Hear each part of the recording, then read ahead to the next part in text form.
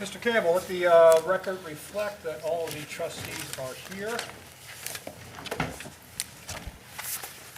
Also, for the audience, when we have public participation, and we're going to have a hearing tonight, but aside from the hearing, we have public participants on any topic.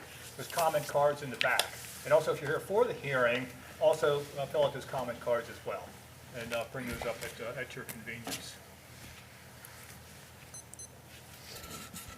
Mr. Campbell, do we have any correspondence? No, sir, I have none tonight. To my understanding, we don't have any proclamations or special presentations. We do have personnel actions. I got 6 of these. Is Kara Bailey here? Kara, come on up, stand at the podium, and Chief Reese, please introduce Ms. Bailey to us. Thank you, Mr. Becker. Tonight, I would like to present Kara Bailey to the board for the position of Communications Specialist for Union Township. Ms. Bailey is a current Claremont County resident and a 2023 graduate of the University of Cincinnati, where she earned her Bachelor's of Science in Criminal Justice with a minor in psychology. She comes to us from the Claremont County Prosecutor's Office, where she has served as a victim's advocate since 2022. And I might also add that she's no stranger to law enforcement, with a father and a brother both working for the Claremont County Sheriff's Office as deputies. Ms. Bailey has successfully completed all pre-employment phases for the communications specialist position, including background, polygraph, and psychological examinations. And I'm requesting the board to appoint Kara Bailey to the position of communications specialist in accordance with the collective bargaining agreement, pending the successful completion of a physical examination.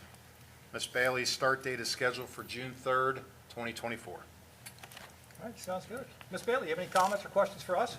No, I just want to thank you for the opportunity. Okay, sounds good. Mr. Lugg, any thoughts? Well, I'd say we're very fortunate to have you, and it's a great evening to be able to meet you here, so thank you for coming out for that. It sounds like a continuance of what some could perceive as family business with father and brother, and that's great, and nice to be able to steal someone from the prosecutor's office. That gives me something to make a nice little jab over. So no, that's nice to have you, so we'll look forward to having you. Thanks, Kerry. Yeah, Ms. Kara, Bachelor's of Criminal Justice, Victims Advocate. I appreciate you very much coming on board. And just curious, you plan on staying in this position, or are you going to transition and use that bachelor's degree and become a police officer with us? No, I plan on staying in this position. Okay, well, fair enough. Yeah, either way, that's okay. We'll support you. So, yeah, but yeah, lucky to have you here. So appreciate you very much. Absolutely. Yes, I'm impressed, and also glad to have you here as well. Welcome to Union Township. Thank you. And with that, I would like a motion to hire Kara Bailey for the position of Communications Specialist, 911 Dispatcher, Step 1, in accordance with the collective bargaining agreement, with an effective date of June 3rd, 2024, pending successful completion of a medical physical examination. So moved. Second. Great. Any discussion? We're good? Okay, Mr. Campbell, roll call, please. Mr. Logue, Yes. Mr. Dills? Yes. Mr. Becker? Yes. Motion carries. Congratulations, Kara. Welcome aboard. Thank you.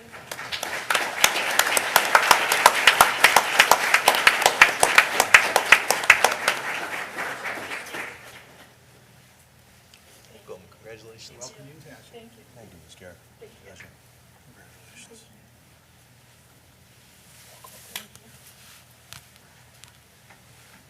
And don't go too far, because we got half a dozen people, and we're going to do photos all at the same time afterwards, okay? All right, let's see who's number 2 here. Eva Marie Adams. Come on up. I'm sorry, is it Ava? It's Eva. It's Eva, okay. Let's see. Got Mr. McCormick. Do you introduce Eva to us? Yes, tonight I have the pleasure to present Eva Adams, who is the person that we would like to offer our Planner 1 position. Eva is an incoming graduate from Miami University with a double major in urban and regional planning and geography and sustainable development. She also is graduating with a certificate in GIS, and to that end has been a geospatial teaching assistant at Miami University. She has been on the Dean's List several times, very high GPA. She has worked previously with the City of Hamilton, City of Oxford, and also, of course, Miami University. She hails from Middletown in the Butler County area, and is very passionate about the power of placemaking and community building, and is excited to bring her skills and passion to our team. We are fortunate that we had several strong candidates for our position, and our staff and the administrator found that she possessed all the required technical skills, is an excellent communicator, and we feel that she will be a great fit for our township and our very high standards. All right, sounds good. Do you have any questions, anything for us?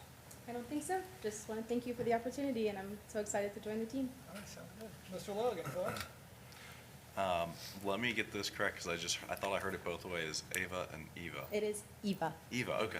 All right, thank you. I don't want to, Adam I was, and you Eva. saved me from going wrong, because I thought no, Eva, I'm excited for you to come here and the experience that you're gonna bring, but as obviously coming in as planner one, I'd say what an awesome and exciting place to come to work. We're busy, and you're gonna have awesome, complex, and challenging and fun things to work on, which is gonna be great. So we're really looking forward to what you can bring to the table for helping us with our placemaking and just continuing to bring the energy up here in this place that we all love and call home. So thank you.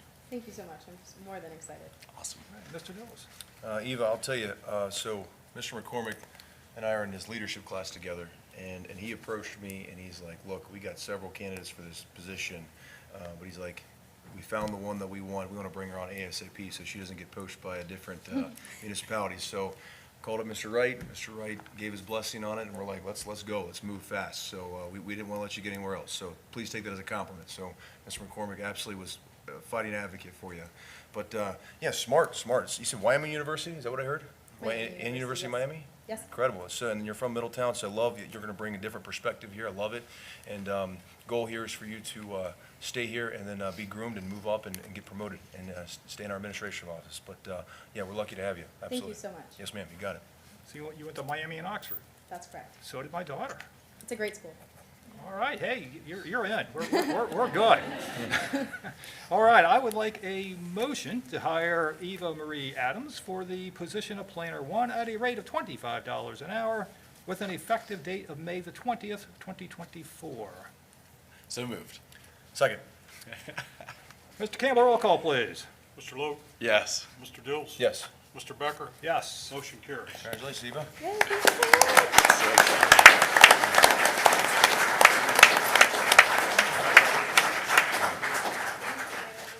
Your excitement and energy is great. Welcome. Thank you. Welcome, Eva. Thanks so Yes, much. ma'am. Congratulations. Thank you for, Congratulations, Eva. thank you. Thanks. All right. Number 3 on the list. We have Ted Civic. You in the room, Ted? Come on up at the podium. And Chief Clements, tell us about Mr. Civic. Yes, sir. Mr. Becker, if you don't mind, just a real quick, we're here to fill 2 positions for the position of lieutenant. We had 16 internal candidates test for the position, and I think that just speaks volume of where we're at with the Union Township Fire Department. And the 2 candidates I'm presenting tonight scored at the top of that list, so very excited for the future here. But tonight in front of you is Mr. Ted Civic. I would like to introduce and recommend him for the position, consideration for the promotion to the rank of lieutenant. Mr. Civic is a 1992 graduate of Cincinnati Moeller High School, and after some college experience, he enlisted into the United States Marine Corps, where he served our country, obtaining the rank of corporal as a tactical air controller. After his time in the Marine Corps, he pursued his career as a firefighter paramedic and was hired full-time by Union Township in October of 2001. He has spent the last 23 years protecting and serving this community. He is a fire inspector, has filled the role of an acting lieutenant for a number of years, and has been part of the tactical medic team for the Claremont County Special Response Team. I would recommend the promotion of Ted Civic to the rank of lieutenant at a rate of pay consistent with Step 3 of the collective bargaining agreement effective May 13th, 2024 at 7 a.m. All right, sounds good. Mr. Civic, any questions, comments, anything for us? I don't. I'm not really new here, but I appreciate the opportunity to move forward and keep the ball rolling. I love the direction the department's headed, and just excited to keep it going. All right, sounds good. Mr. Lloyd, your thoughts? Oh, I got a lot of thoughts. here. I'm gonna keep most of them myself there, but But really look forward to this for you, especially Did I miss something? been in that kind of acting lieutenant role for a while, so happy to get that, up to speed there. As I'm standing here looking at you though, and I'm seeing the future of the department still, true as with you the say, next one, continue too? to keep things moving forward. But I can't help but also notice the both new dressed. patch and seeing it on the dress uniform for the first time, at least in front of my eyes. So, anyway, that to me, that's again just symbolic between the hires, between the promotions, where we're continuing to go. So I see the room full of your friends, family, your brothers, sisters, and fire and police here to support. So but I'm excited for you, Ted, and I appreciate the type of care and concern that you carry with all residents of Union Township, and appreciate that. So thank you very much. All right, Mr. Dills. Ted, first off, great-looking haircut. That's sharp. I like that. I like that. The, Chief, I think we need to set a new example for the haircuts. Appreciate you very much. Is your family here, Lieutenant? Yes. Yeah, please introduce them. Let me see. Yeah, My wife Chrissy, my daughter Gracie, my mom Rosemary, yeah. and that's all of them. It's a big deal.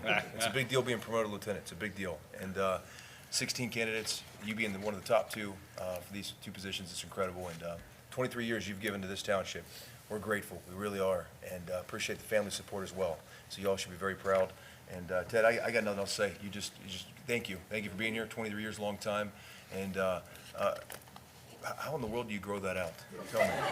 I can give you lessons. You give me lessons? I appreciate that. Mr. Chairman, that's all I got, sir. All right, 23 years, you must have some stories to tell. One or two. Anything you want to share publicly, or you can share? Absolutely not. I understand. Okay, with that, I will ask for a motion to promote Ted Civic to the position of Lieutenant, Step 3, in accordance with the collective bargaining agreement, with an effective date of May the 13th, 2024, at 7 a.m. So moved. Second. All right, Mr. Campbell, roll call, please. Mr. Logue, Yes. Mr. Dills, Yes. Mr. Becker, Yes, motion carries. great. Right.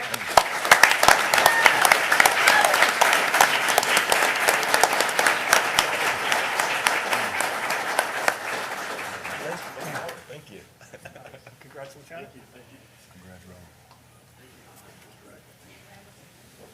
Congrats, LT. Congratulations, sir. All right.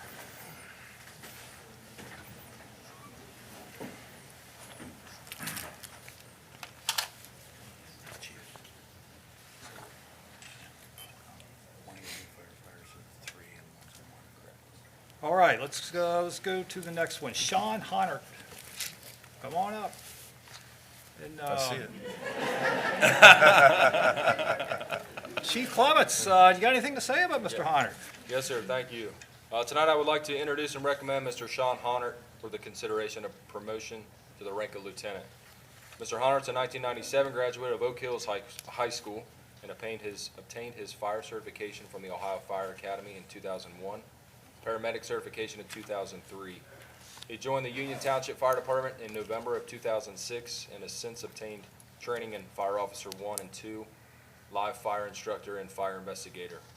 I would recommend the promotion of Sean Honert to the rank of lieutenant at a rate of pay consistent with Step 3 of the collective bargaining agreement effective May 14th, 2024 at 7 a.m. All right, sounds good. Mr. Honert, any questions, anything for us? Just excited for the opportunity and hopeful to see where this department's going. All right, sounds good. Mr. Love, any thoughts?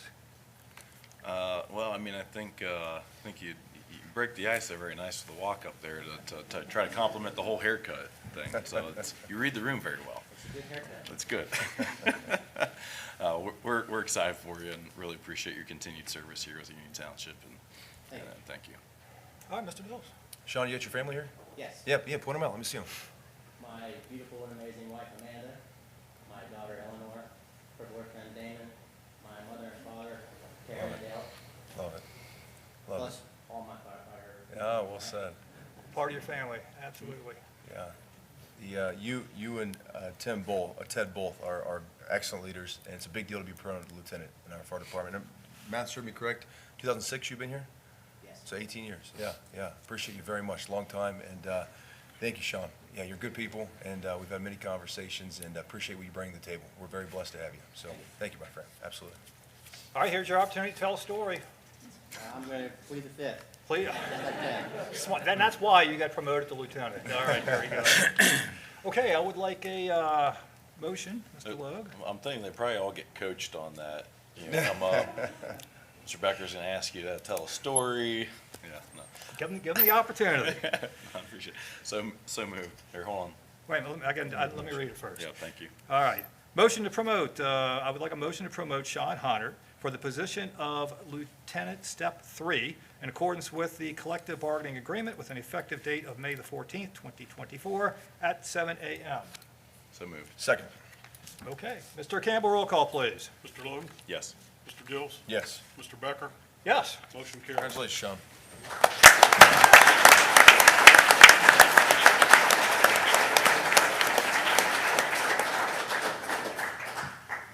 Congratulations, Sean. Thank you. Congrats, Lieutenant. Congratulations.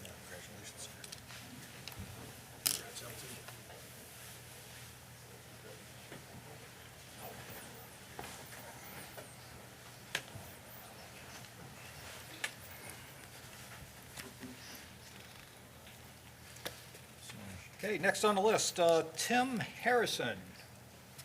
Come on up. And Chief Clements, would you please introduce Mr. Harrison? Thank you, Mr. Becker. I'd like to introduce and recommend Mr. Tim Harrison for consideration for the position of full-time firefighter paramedic. Mr. Harrison is a 2012 graduate of Milford High School, where he also completed his firefighter 1 and 2 and EMT basic through Scarlet Oaks. He became certified as a paramedic in 2013 and began his career in public service. Mr. Harrison comes to us with 10 years of firefighting experience, with the last 9 years being at Goshen Township. Tim has successfully completed all aspects of the hiring process, including a background, polygraph, and psychological evaluation. I would recommend a conditional offer of employment to Mr. Harrison as a full-time firefighter paramedic at a rate of pay consistent with Step 3 of the collective bargaining agreement, effective May 28, 2024, at 7 a.m. pending successful completion of a physical examination. Okay. Well, Mr. Harrison, this is your big opportunity to address the board. Any questions or anything for us? No, sir, very excited for the opportunity. All right, sounds good. Mr. Logue, any thoughts? Yeah, Tim, we're excited to have you here, and I recognize that you spent the last 10 years serving your community in Goshen, and I also know that Goshen had the devastating tornado touchdown, so I'm sure that was a large part of your background experience with that as well, too. So I'm grateful for what our township was able to do to help to try to provide support during that time frame, but I'm also likewise now equally excited to have you here and on board with us, so we're looking forward to it. So thank you. Mr. Dills? Well, Tim, you Milford graduate, right? Yes. Yeah, likewise as well, so good man, yeah. It was so funny, I got literally a call today from trustee Bob Hauserman today, and I was like, oh man, oh, I know what this is, and he had a completely different question, but I thought it was gonna be about you. But no, I appreciate you coming on board. Means a lot, and we want you to be here for a long time. You can see the two lieutenants that got promoted tonight, I mean, they've been here for a long time, so we want to promote the culture, atmosphere, and just really want you, you got a lot of great people back there. Our firefighters are the best, and they're awesome, good team, camaraderie, so you got some good folks to train you and bring you to the next level, so, but thanks for being here, appreciate you very much. It's an honor. Yes, sir, you got it, Tim. Do you live in Goshen or Union Township? Do you live in, I used to, when I was a state representative, I spent a lot of time in Goshen, and it's a great community. I thought if I was ever going to leave Union Township, which I can't imagine ever doing, the second best place has got to be Goshen. Good time. All right. Oh, with that, I think we need a motion here. Motion to hire, Mr. Lowe, I would like a motion to hire Tim Harrison for the position of firefighter paramedic, Step 3, in accordance with the collective bargaining agreement with an effective date of May 28, 2024 at 7 a.m., pending successful completion of a medical physical examination. So moved. Second. All right. Mr. Campbell, roll call, please. Mr. Logue, Yes. Mr. Dills, Yes. Mr. Becker, Yes. motion carries. Congratulations, Tim.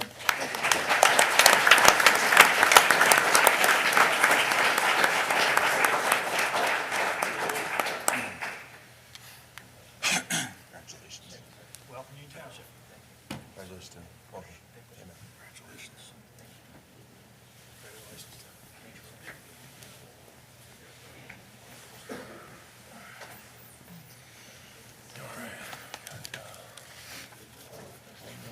All right, so it looks like we got one more, and then we're going to do, we're going to have a photo op up here. Dakota Pell. Dakota Pell, come on up. While he's on his way, Chief Clements, tell us about Mr. Pell. Thank you, Mr. Becker. I'd like to introduce and recommend Mr. Dakota Pell for the consideration of position of full-time firefighter paramedic. Mr. Pell is a 2022 graduate of West Union High School, where he played baseball, football, and golf. He obtained his firefighter 2 and EMT certifications in 2022 from Brown and Claremont Adult Career Campus, and his paramedic certification in 2023 from Shawnee State University. Mr. Pell has gained experience working for West Union Fire Department. He has successfully completed all aspects of the hiring process, including background, polygraph, and psychological evaluation. I would recommend a conditional offer of employment to Mr. Pell as a full-time firefighter paramedic at a rate of pay consistent with Step 1 of the collective bargaining agreement, effective May 28, 2024 at 7:01 a.m., pending successful completion of a physical examination. All right, sounds good. Mr. Pell, any questions, comments, anything for us? No, I'd like to thank you guys for the opportunity, and I look forward to serving the community in Union Township. I'd like to thank all my family that came to support me as well, so. All right, sounds great. Mr. Logue? Dakota, we're really excited to have you here, and hope that it's going to be here for many years, 10, 15, 20, 25. I want to see you back up here. We got a nice little awards recognition program going on now, or time and service recognition. So, yeah, I'd like to see you be there for that. So, we're excited to have you here. Where do you golf? I golf in Southern Ohio, so that's where I live in Adams County, but I also golf in like Stone Lake, the golf course, and I golf all around. So it's one thing I can go out with my family and really enjoy to do. Not that great at it, but I enjoy the time spent with family. So. Well, you're great at the attitude with that, and Yeah. that's what truly matters. That's what truly matters. So that's great. Well, we're excited to have you, Dakota. Thank you. Sir. Mr. Dills, do you golf at all? I do a couple times a year, not very good at it. Our firefighters can attest last year when I was at their outing. So if he's pretty good, make sure to pair me up with him this year, would you? Yes, sir. Yeah. All those sports, any chance you play basketball? Unfortunately, through high school, basketball was never my strong suit. So I well. didn't play basketball. Chief, that should be a requirement, a checklist on the application, would you agree? We'll work on it. Can we work on it? All good. Hey, appreciate, hey, where'd you find Dakota? Dakota actually has a family relative that's working for us already. Excellent. Love so, that. So we kind of reached out, and Travis Gilkison works for us, and Love that. Dakota wanted to follow in his footsteps, and we're super excited to have him. Love that. How long ago did you graduate your academy? So I graduated the Firefighter 2 and EMT Academy through Brown and Claremont Adult Career Campus, actually my senior year of high school. So, Well done. and then Nice. the following year, I went through the paramedic program. So, Man, good for you. 2023 You is- did all that in high school too? Yes, sir. Well done. Well done. We need to recruit more guys and gals right out of the academy like that. So that's awesome. Yeah, good stuff. Yeah, perfect. Now it's awesome to have you here. We're excited. How's the commute going to be here in Adams County? Yes, sir. Okay. That's not too bad. Okay. Perfect. Yeah, welcome aboard, my friend. Absolutely. Thank you, sir. That's all I got, Mr. Becker. Yeah, Adams County is another place I spent some significant amount of time. Get some acreage out there? Yeah, we live on a farm out there, so a lot of woodland. We enjoy to hunt and fish, and we crop a little bit. So Well, that sounds great. yeah, Yeah, anybody wanting to buy farmland today, Adams County is probably the best place to go for it. yeah. Yeah, I don't know about right now. The price of land this time isn't the best, but You gotta check the prices closer to Eastgate. all right. It only gets a lot higher. All right, sounds good. So, I believe, Jim, point out his family. I did not. Negative. did you bring half of Adams he County He with you? says we have a lot of family back there. I want to see his family. Introduce them to us. Yeah. My dad's sitting over here on the corner. My mom is in the middle over there, and both my grandmas and grandpa, my sister, brother, his wife, my sister-in-law, You were, I love this. my newly born So- niece, Rory. How long did it take you to memorize all that? Oh, you got a newborn over there? Oh, I see the niece. as Oh, soon yeah. as soon as we take your picture, like, the whole entire audience is gonna clear out. Yeah. That's really great. Thanks for pointing out. Awesome. Thanks for pointing out your family. Thank you. All right, we, ready to make a, Yeah. okay, I would like a motion to hire Dakota Pell for the position of firefighter paramedic, step 1, in accordance with the collective bargaining agreement with an effective date of May 28, 2024 at 7:01 a.m., pending successful completion of a medical physical examination. So moved. Second. Mr. Campbell, roll call, please. Mr. Logue, Yes. Mr. Dills? Yes. Mr. Becker? Yes. Motion carries. Congratulations, Dakota.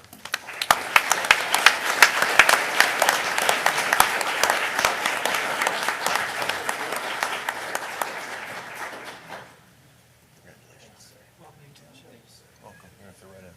Welcome. Congratulations. Dakota, welcome aboard. Let's go down for the photos, guys.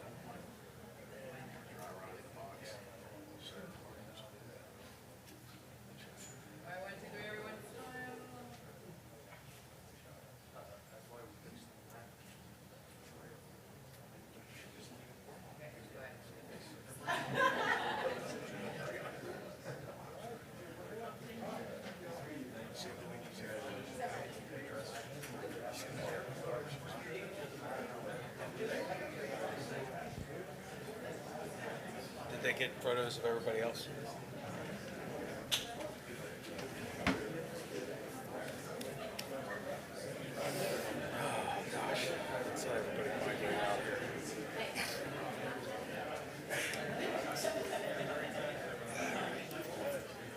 Okay. You're in good shape. That's embarrassing. I remember that.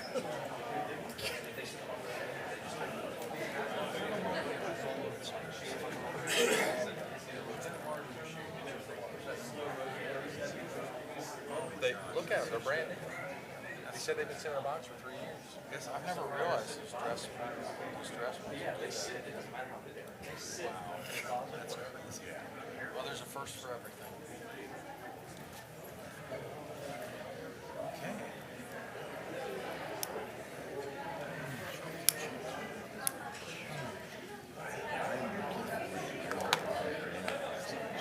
I'm sorry, what?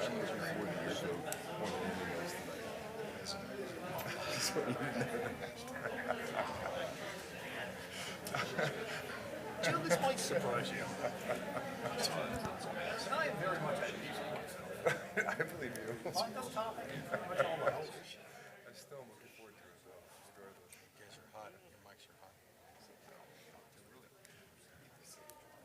Hilarious. That was a good way to pitch us on shoes or something. What's that? Oh, yeah. We need a uniform budget. Yeah, so if I may, the various brass have told me that if the dress shoes sit in the box for too long, the foam will start to deteriorate. So apparently, It's reported that's a brand-new pair of shoes that sat in the box, so. That's funny. We will be getting a new pair here very soon. I must have missed it. The foam on the Do heel. we hand them, do we provide them, It's part the of their, shoes? it's part of the uniform. We do? So, brand-new pair, sat in the box for 3 years. So it truly is on us, and truly is That's- yeah. a budget pitch. Yeah, that's so great. we'll be getting a new pair of dress. Are we what's the ready brand to on those? continue the agenda? They vary. I'm not sure which style. Chairman says we're continuing the agenda. Oh, continue. Okay, yeah, folks, it's time for public comments. There's comment cards in the back room. Did anybody bring any up? Any comment cards? Oh, and then, just so you know, Mr. you may want to explain the difference between zoning and public comments. There's Didn't look like there's any. Oh, looks like he has one. Maybe there is one. So I've got a pair of Baits that have been sitting in a box, that I haven't touched since wearing once that I bought brand new for my wedding in 2016, so. curious too, 'cause Now I'm curious, I yeah. got my Air Force Blues renewed like 4 years ago, Wouldn't that be and something? I haven't taken them out of the box. They're just sitting there, brand Yeah. new. What, do you think you'll get buried in them? Okay, for the hearing. Probably. Well, like, then we may not have any issue with the soles exploding. That's true. Okay, since there aren't any public comments, last call, no public comments, and I'll call on you for the zoning hearing coming up. All right, so let's move on to department reports. Chief Clements, tell us what's going on in the fire and EMS. Thank you, sir. In the month of April, the fire department responded to 135 fire-related calls, 480 EMS details, made contact with 465 patients, resulting in 365 transports. We completed 1,584 hours of training. We're involved in 14 public education details, hosted ride-along time for a total of 18 hours, completed 121 life safety inspections, and collaborated with the Claremont County Building Department on 20 inspections. And that concludes my report. Great. Mr. Logue, any questions, comments, anything? Hey, so with the promotion and with the hires, what does that do for you on staffing overall, personnel? So I mean, I see what you're depicting here, but can you just talk about staffing, where you think Yes, we're at? staffing-wise, the two promotions fill the two vacancies in the lieutenant rank. The two new hires fill two of these spots. We're still looking at up to 3 additional spots to fill in the near future. Okay. So after tonight, that drops that number down. Okay. And what, your proactiveness on recruiting, you seeing good traction or good return on that? We're getting a lot of feedback. A lot of it has been word of mouth. Our department has been reaching out to surrounding departments and trying to pull where we can and where we feel be people that would be good fits.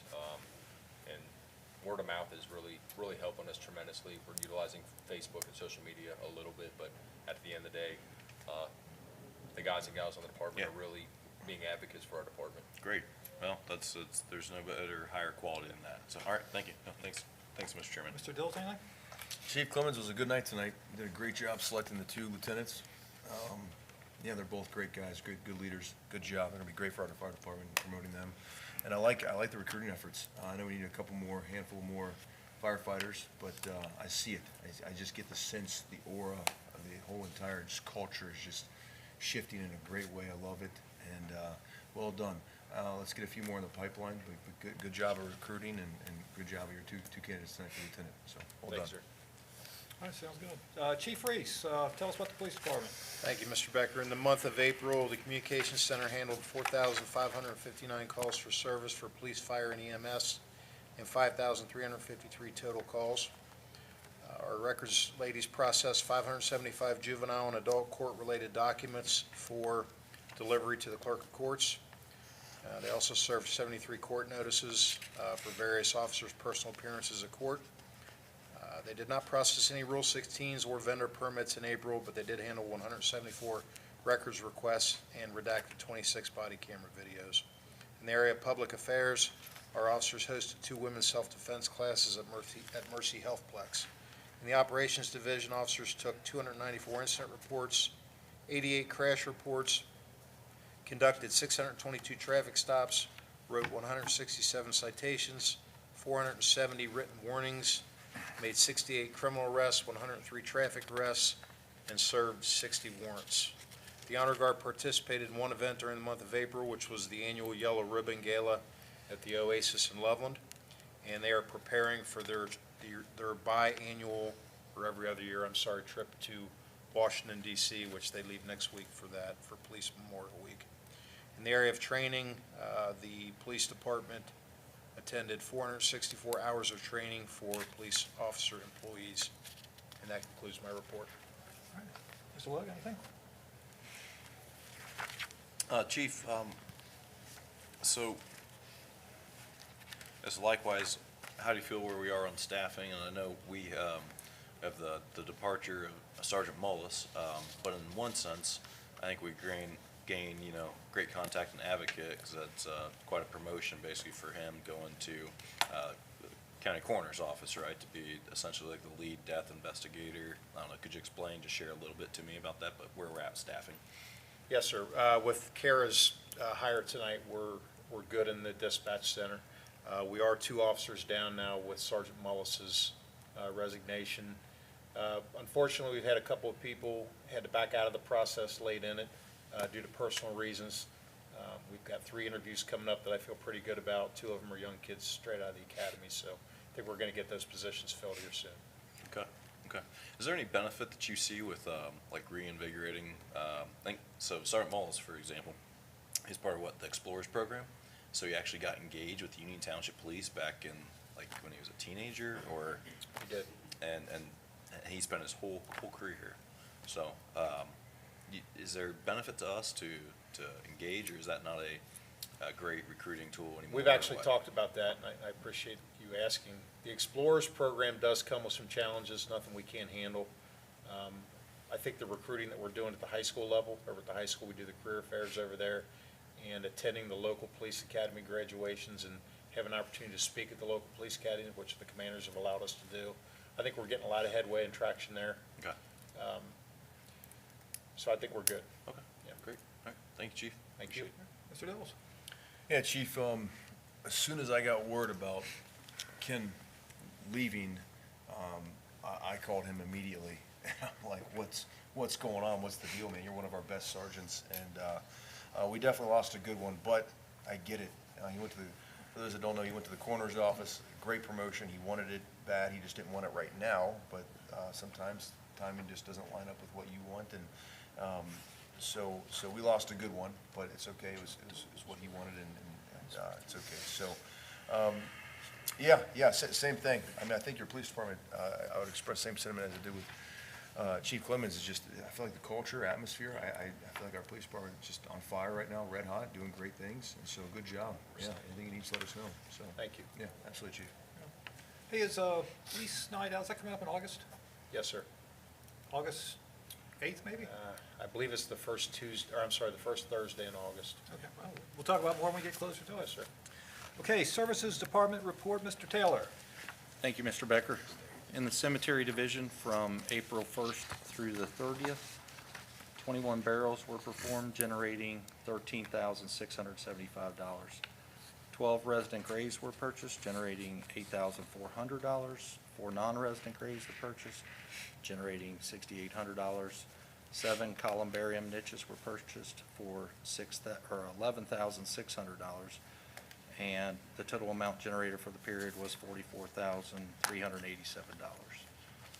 In the Roads Division, 361 potholes were repaired over a total of 36 streets, and work has started on the 2024 road resurfacing program. In the Parks Division, daily maintenance and mowing continues, and staff continues the seasonal maintenance on the parks, buildings, and grounds with the landscape areas too. And then also, kind of at the end there, you'll see the junk collection totals for the 3-day junk collection, which was probably the busiest I've ever seen. So that concludes my report. All right, and Mr. Logue. Oh, Mr. Taylor, you guys have been so busy. There's a lot that you could get into, but I don't know, keep it brief for the public as well, just to keep things moving with the agenda tonight. I have to say, though, seeing the work that's going on at Klepper Park, I mean, just the things like the dog park being up and operating, how much more foot traffic and vehicle traffic that's bringing into the community. I think the excitement on the updates of the playground equipment and the work that your team has contracted out for the courts, the pickleball courts, you can continue to see that. So it's nice to see the return on an investment there, to see Amity actually get used. Nearly 60 acres of park that, honestly, for the first time that I've been digging in and paying attention to for the last 5 years, is feeling like a vibrant park. Doesn't go unnoticed that the boom cutter that we got recently for you, last year or so, cutting down all that vegetation makes it much more visually appealing, but safer for the residents. And so I just commend you on all the hard work. And Junk Days, you said as busy as you've ever seen it, but I mean, if anyone didn't see, I mean, can you say how far was it backed up again? It was backed up to. It was backed up to the water tower and then both ways. Yeah, and I mean, we had to send out essentially traffic alerts that, I mean, I guess great problem to have, and get it communicated and get it out there. So anyway, to me, that's what it speaks to, is that we're doing a decent or better job at getting communication of civic engagement and events like that out there, and thanks for executing and getting it done. How's your staffing level? We are good right now. We're in the process of trying to hire some more part-time help. Okay, So far so good. okay, thank you. Thank you. Mr. Taylor, parks turn out great. I was there, not last week, but the week before, with my kiddos. Took them to Klepper Park, the brand new park, and it is awesome, is an understatement. It's awesome. I love it. My kids loved it, and they are the only ones of opinion that matter, not mine, but theirs. I could say it looks great all day, but if they don't want to be there, they don't want to be there. And they loved it. They were upset that I had to take them away and we had to go. So it's a good problem, love it, and the park looks awesome. Can you give us an idea of ballpark of when the pickleball courts will be, Lord willing, ballpark, when they'll be done? We are optimistic. They should be completed by the end of the month. Nice, okay, okay. That's our intent. Great.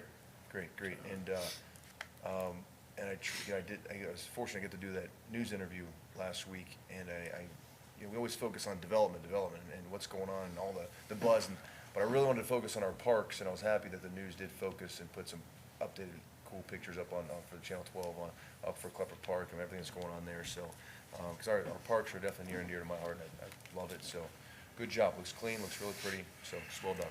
Thank you, sir. Yeah. So any, other than the overwhelming popularity of Junk Days this year, any stories in terms of unique items that got donated, for lack of a better Somebody word? did bring a boat and a trailer in again. Another boat, tell us about the boat. Any pictures? I don't have any with me, but it was old and probably needed to be retired. How big was it? I would say it's maybe a 16 or 18-foot boat. Oh, that's big. But it had a trailer too. Wow. So they'll just pick it up and crush it in the dumpster. So, but yes, it was, obviously you saw the totals. So in a Packer truck, you can get 2 to 3 30-yard dumpsters in a Packer truck. So that just gives you an idea of how. I think part of the issue was too, one access point was blocked, so you couldn't get around, obviously coming down Glen Estee. So that forced everything coming down Glen Estee from the water tower. So that was part of the issue too. It was a whole lot. All right, sounds good. Is there anything else? I do. Go ahead. I apologize to do this, Mr. Chairman. I have brief 3 quick items. Mr. Taylor, and for Mr. Wright's ears as well, Mr. Dills and I expressed interest last fall when we were talking about some budgeting and the ARPA funds, but as far as allocating or at least, earmarking funds for improvements at Veterans Park. And so I don't want to necessarily be behind the power curve on if that's going to happen and take place. Then I know we want to work and engage with the Parks and Rec Board, but I'd love to hear what the Parks and Rec Board recommendations are that they want to bring forward. And then we can talk dollars, expenses, budgets. But you know, I want to know I want to listen to the community and hear what their interests are too, because obviously we're seeing action there at Klepper, and that's a benefit. So veterans, I think, would be even just more. To that point, walking the trails, they're very nice at Klepper. It did identify in my mind, and Mr. Dills, you might have something to share on this, but you know, the communities that have pull-up stations and some fitness stations, you seen that at outdoor parks? I have. Yeah. I'm curious of what that type of programming is. Yes, there's costs, I'm sure, but I have no idea to what extent. Yeah, And it was like just a looked at it. curious question. I looked you at know? it once, it was a pretty So, impressive amount of money.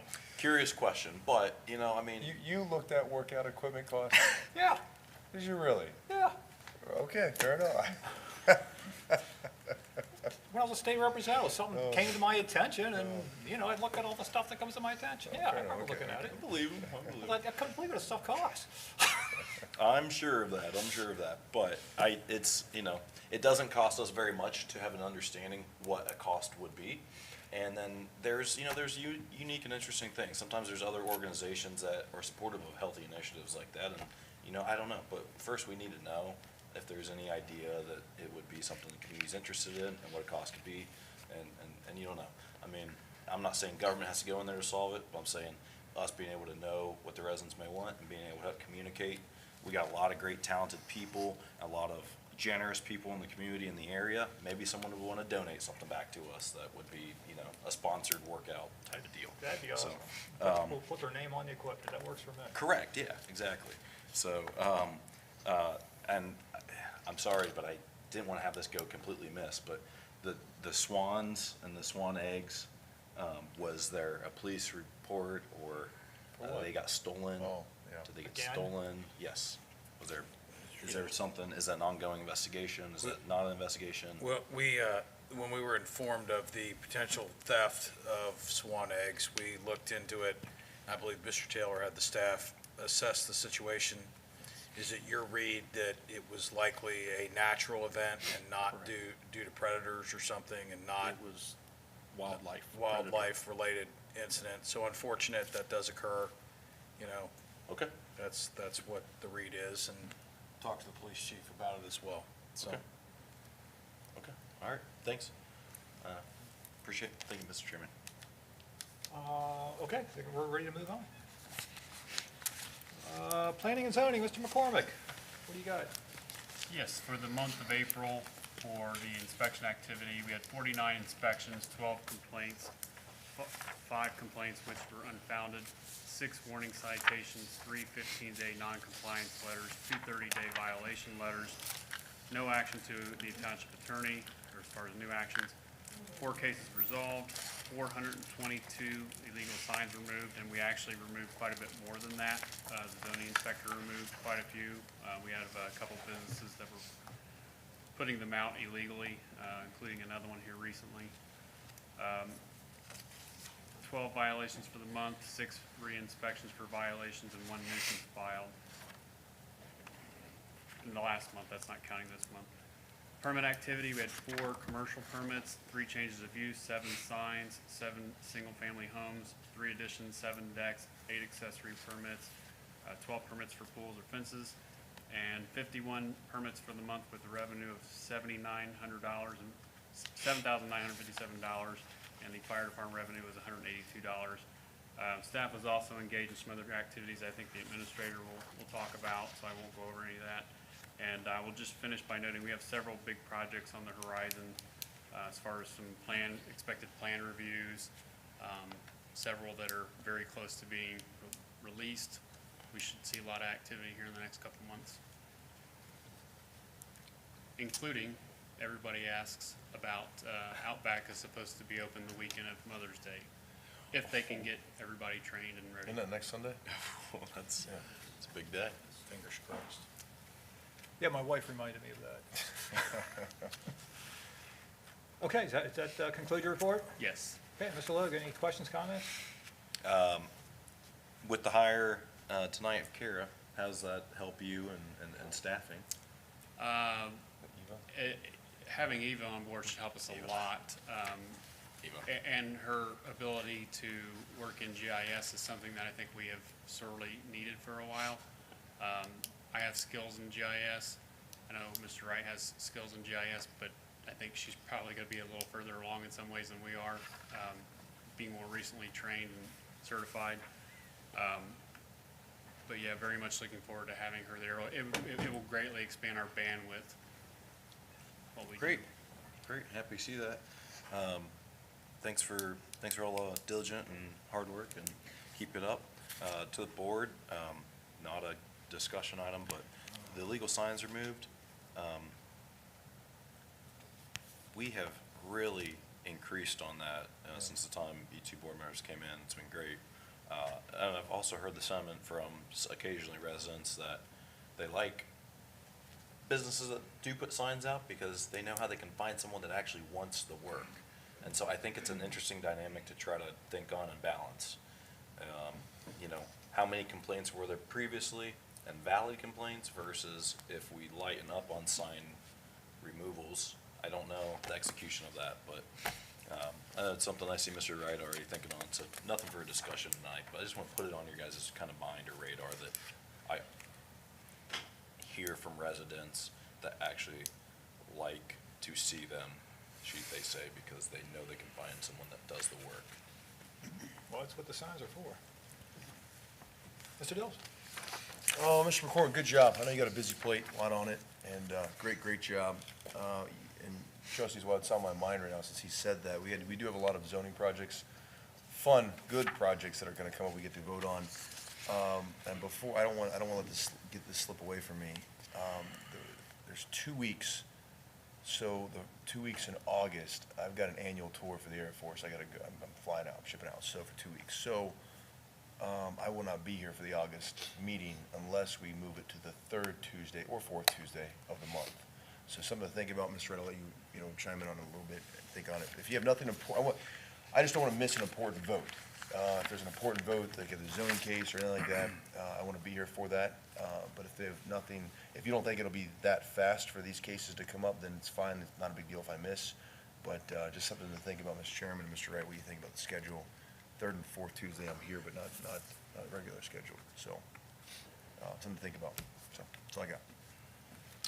All right, let's move on. Mr. Wright, tell us what's going on with your administration. Administration. Report. So, just wanted to go over a couple items. We have completed all the JED board meetings for this calendar year. You'll see we have one replacement appointment this evening. That's due to sort of with the 516 Old 74 JED, that's kind of a voluntary thing. They got somebody that's more willing or able to serve in the limited capacity there. Regarding Champions Way, we're waiting on the county engineer to schedule the pre-construction meeting, and I hear word from Mr. Taylor that we're just waiting on the contractor to get back on that and to actually set that, so that is forthcoming. Pleased to report the county also approved the right-of-way plat, which is a requirement for the new roadway facility. Gas line construction is kind of starting work in that area as well, and Duke Energy's finalizing end-user agreements there. The sewer design continues. We're very far along now. We're working on the actual easement documents and trying to secure those, and then they've had plans into the county for review and comment. Just a couple other notes. You'll see the Parks and Recreation Committee is working on a Parks Ambassador program. Lisa and Matt are really doing a good job with that. It's really a volunteer-driven thing, trying to get more volunteers engaged to be, ambassadors for the township. And it's a program that I actually worked on before I left in Loveland, and it was something that was very well received. Now, the proof will be, can we get the volunteers to do that? But I think, the genesis of that is to just try and get eyes and ears in the park and to be people who are, with the program and that want to, promote our township. And I think we have plenty of residents here that want to do that. I think every day I run across somebody. So Elmont Drive, working to finalize that. You'll see some additional work on that. We have to do construction plans and some easement documents. We have our easement form back, so we'll start negotiating that and prepare those formal estimates. We're also looking at addressing a turning radius issue at Roney Lane in Aston. That was a complaint that was brought forward to us from a resident that, that's an old right-of-way, an old township road, and there's some tight turning lane configurations. So Choice One's looking at that for us as well. The pickleball courts. So the pickleball court, just to update the board, we have secured a professional resurfacing firm to do that, and that is at no additional cost to the township. So that is going to occur, and as Mr. Taylor said, hopefully by the end of the month, weather permitting, they need a couple weeks for that process to occur properly for all the different, installation components that have to occur there. And it's rather complex. The pavement temperature has to be above a certain point. There's, mesh, there's resurfacing components that all go into that, and there's a professional way to do that. So pleased to report we were able to get that worked out. Mark was successfully able to procure a grant from the Claremont County Parks Grant Program for some new decorative picnic tables at Veterans Memorial Park, which is I think it's on one of the master plans the Parks and Rec Committee put out, or that has out there that they've talked about. So we'll have to pour some footers to kind of do that. And then we're also trying to time a NatureWorks grant application later this year so we can start to put some more, defined, accessible pavement around those seating areas so that really will lay out very nicely, and you get rid of the mud, so people don't have to walk through mud to get to the picnic tables. And I think that'll really start to dress that up or whatever, consistent with the plan there. Couple other things. Talked to Lisa about working on a veterans banner program for Mount Carmel. One of the resources that I would reach out to is Duke Energy Foundation. They're very supportive of initiatives that support our veterans, and Mount Carmel, I can't think of a better place to do a banner program. There'll be some engineering costs, some review costs and stuff. A lot of that we can handle in-house, but we have to send out, mapping materials and stuff to Duke Energy. But, with the synergy there with the Legion, which has given so much to our community, I couldn't think of a better place to host an initiative like that. So there's a host of upcoming events for you as well. Family Moving Night, May 11th, and I don't want to steal the thunder from the board. Just a couple of things there.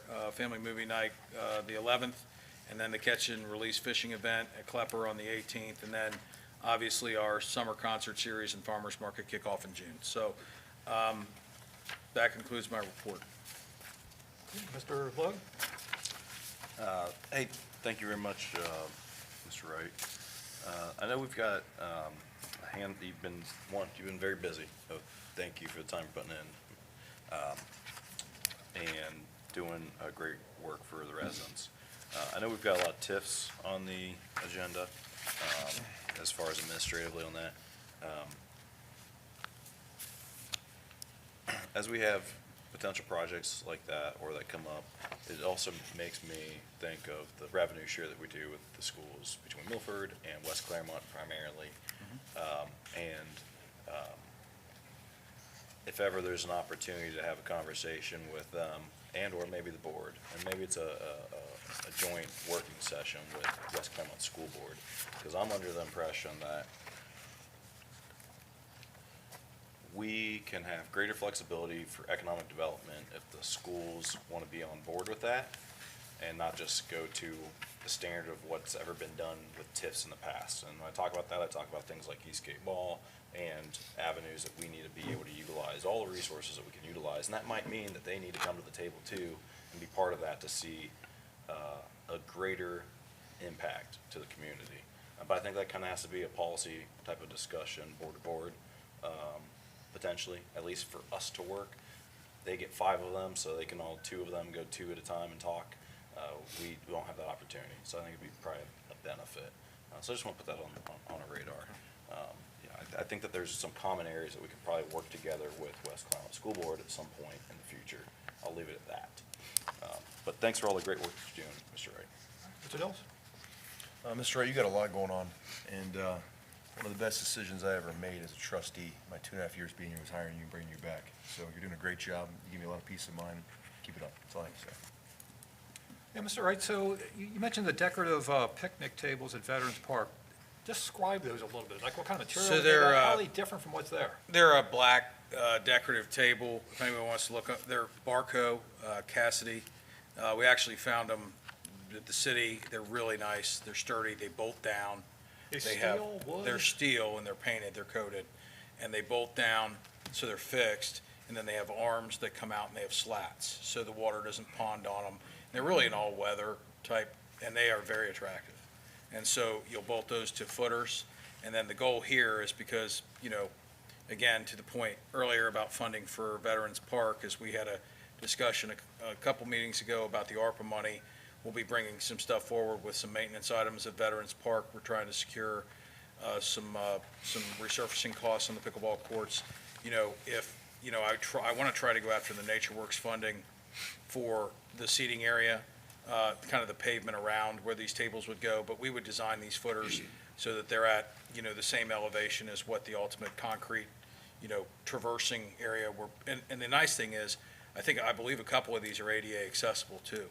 So, which is very nice. And then if you have the tie-in to the shelter, you have the pavement, you make sure the pedestrian connections are appropriate, and then you have the ADA accessibility in that. It really expands that for all of our residents, and it provides a finished appearance in lieu of, a traditional picnic table sitting out in the grass somewhere or whatever.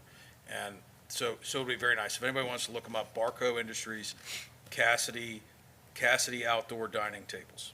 So that's what they look like. So. All right, sound good. All right, we're going to move on. Okay, so next on the agenda is a public hearing. So this is a continuation of the last regular business meeting we had. We kind of had, we called it a 1 of 2, and this is a 2 of 2. And hopefully this will conclude this evening with a vote one way or the other moving forward here. So, Mr. Wright, tell us about the zoning case number 1-24-2. And I'll be very brief. So the text amendments basically establish conditional use regulations for both the B1 and the M1 district for the regulation of medical and/or recreational marijuana uses. Put simply, the retail outlets are basically in the B1. The processing, manufacturing, and testing, I believe, are in the M1 district. And if you look at the text amendments, there's a whole host of things, but really, it's time, manner, and place descriptions, and there's a joint economic development district and some other participation standards in that. So, again, the conditional use is really the best way to do that, in that it has a public hearing. There's public notice requirements, and it's a well-established way to regulate uses in the community, and we do it with other uses as well. We do it with cell towers. We do it with, there's landscaping, bed and breakfast. There's a whole host of them that are in there. So that really, distills that. And the other important component is that it has a limit, a cumulative limit on that for both the recreational outlets and then for the processing or testing facilities. So won't belabor the point too much, prepared to answer questions as needed in that regard. All right, we ready to open up to the public? Anybody in the audience wish to speak on this case? Yep, come on up, sir. Need to swear you in. You swear to tell the truth, the whole truth, and nothing but the truth, so help you God. Need your name and address for the record, please. Of course. My name is Thomas Heron, H-A-R-E-N. My home address is 11747 Ivy Ridge Drive in North Royalton, Ohio, 44133. I'm an attorney at a law firm called Franz Ward. My business address is 200 Public Square, Suite 3000, Cleveland, Ohio, 44114. I also filled out a card. I'm not sure if you all need the card. Yes. Thank you. That's great. The floor is yours. Go ahead. Thank you very much. Members of the Union Township Board of Trustees, members of the Union Township government, members of the community. As I mentioned, my name is Tom Heron, I'm a partner at Franz Ward, where I share the firm's cannabis practice. And in that role, I also represent as clients the Forest and Beyond Hello, the two current medical marijuana dispensaries here in Union Township. I've provided some materials that may have been distributed to you already, but I want to be cognizant of time here this evening. Thank you. So I really only want to talk about 4 things items that were included within that presentation. First is timing and what we know about adult use rollout here in the state of Ohio, as well as 3 specific components within the proposed zoning resolution. To start with timing, the Division of Cannabis Control within the Ohio Department of Commerce, which is charged with regulating cannabis now within the state of Ohio, is planning to begin the licensure of dual-use licenses, which is the conversion of an existing medical licensed premises to a dual medical and adult use premises, beginning June 7th of this year, so just about a month away. And we're starting to hear that the division will probably allow existing operators to begin operating as dual-use dispensaries, cultivators, processors, and testing labs sometime in mid to late June. And why is that important? Well, it's really important because as I reviewed the proposed zoning ordinance, it includes a number of restrictions, the 3 of which I'm going to talk about here this evening. Number 1, the prohibition on conducting business as a marijuana establishment in a planned development district, which is how I believe the forest is currently zoned, as well as a setback of 100 feet from a dispensary to a residential property, and prohibitions on drive-thrus at existing dispensaries. You may recall that the forest operates what's known as a pickup window. A drive-through, you might see it like a McDonald's, right? You place an order and then you go and go up to the window, as opposed to a pickup window like the forest, where a customer places an order in advance, either over the phone or online, and then picks up that order from that window, but does not place an order at that window. And any local zoning issues could adversely impact an existing dispensary from converting to dual use mid to late June of this year. And my proposal to the township here is that to limit the number of adult use dispensaries here in the township, at this point, you don't need to have all of these other prohibitions and restrictions contained in this proposed resolution. The way that the state's process is going to work is they will first license the existing sites to convert from medical only to both medical and adult use, and then towards the end of June, maybe even into July, the state will start a licensure process for new dispensary locations. The current statute allows for, again, existing medical operators to open new dispensaries at new locations. If the township were to amend this proposed ordinance and simply say there is a cap on the number of dispensaries in Union Township of 2, then the forest and beyond hello would be permitted to operate and convert to dual use at their existing sites, but no new applicants could move into Union Township at any point until such time as that cap is lifted. So it would provide time for the township to continue to consider zoning requirements and modifying the zoning code, while also allowing the existing businesses that have only recently opened, these were both dispensaries that opened within the last 2 years, would allow them to continue operating as they currently do. And when dual use happens at some point in June, every dispensary will operate under the existing medical regulations. So what that means is you won't see much difference in the way that these dispensaries operate, other than the fact that they will be able to sell to consumers older than 21 without a medical marijuana recommendation. The same security requirements, the same surveillance requirements, the same inventory management and inventory control and tracking requirements all continue to apply as if they were still a medical-only dispensary. So from a timing perspective, it seems that there could be a way forward here that would accomplish policy goals of this proposed resolution, allowing the township to cap the number of dispensaries and to have and continue to consider the time, place, and manner restrictions that Administrator Wright discussed, without adversely impacting the businesses that are currently operating within the township. Without questions about that timing component, I would like to address a couple of other items within the proposed resolution itself. First being there's a 100-foot setback under this proposed resolution. Every dispensary has to be outside of 100 feet from a residence within the community. It's not clear how that 100 feet is measured.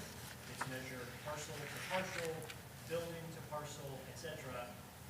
Both the forest and Beyond Hello do have residences across the street, so we do respectfully believe that some clarity there is necessary.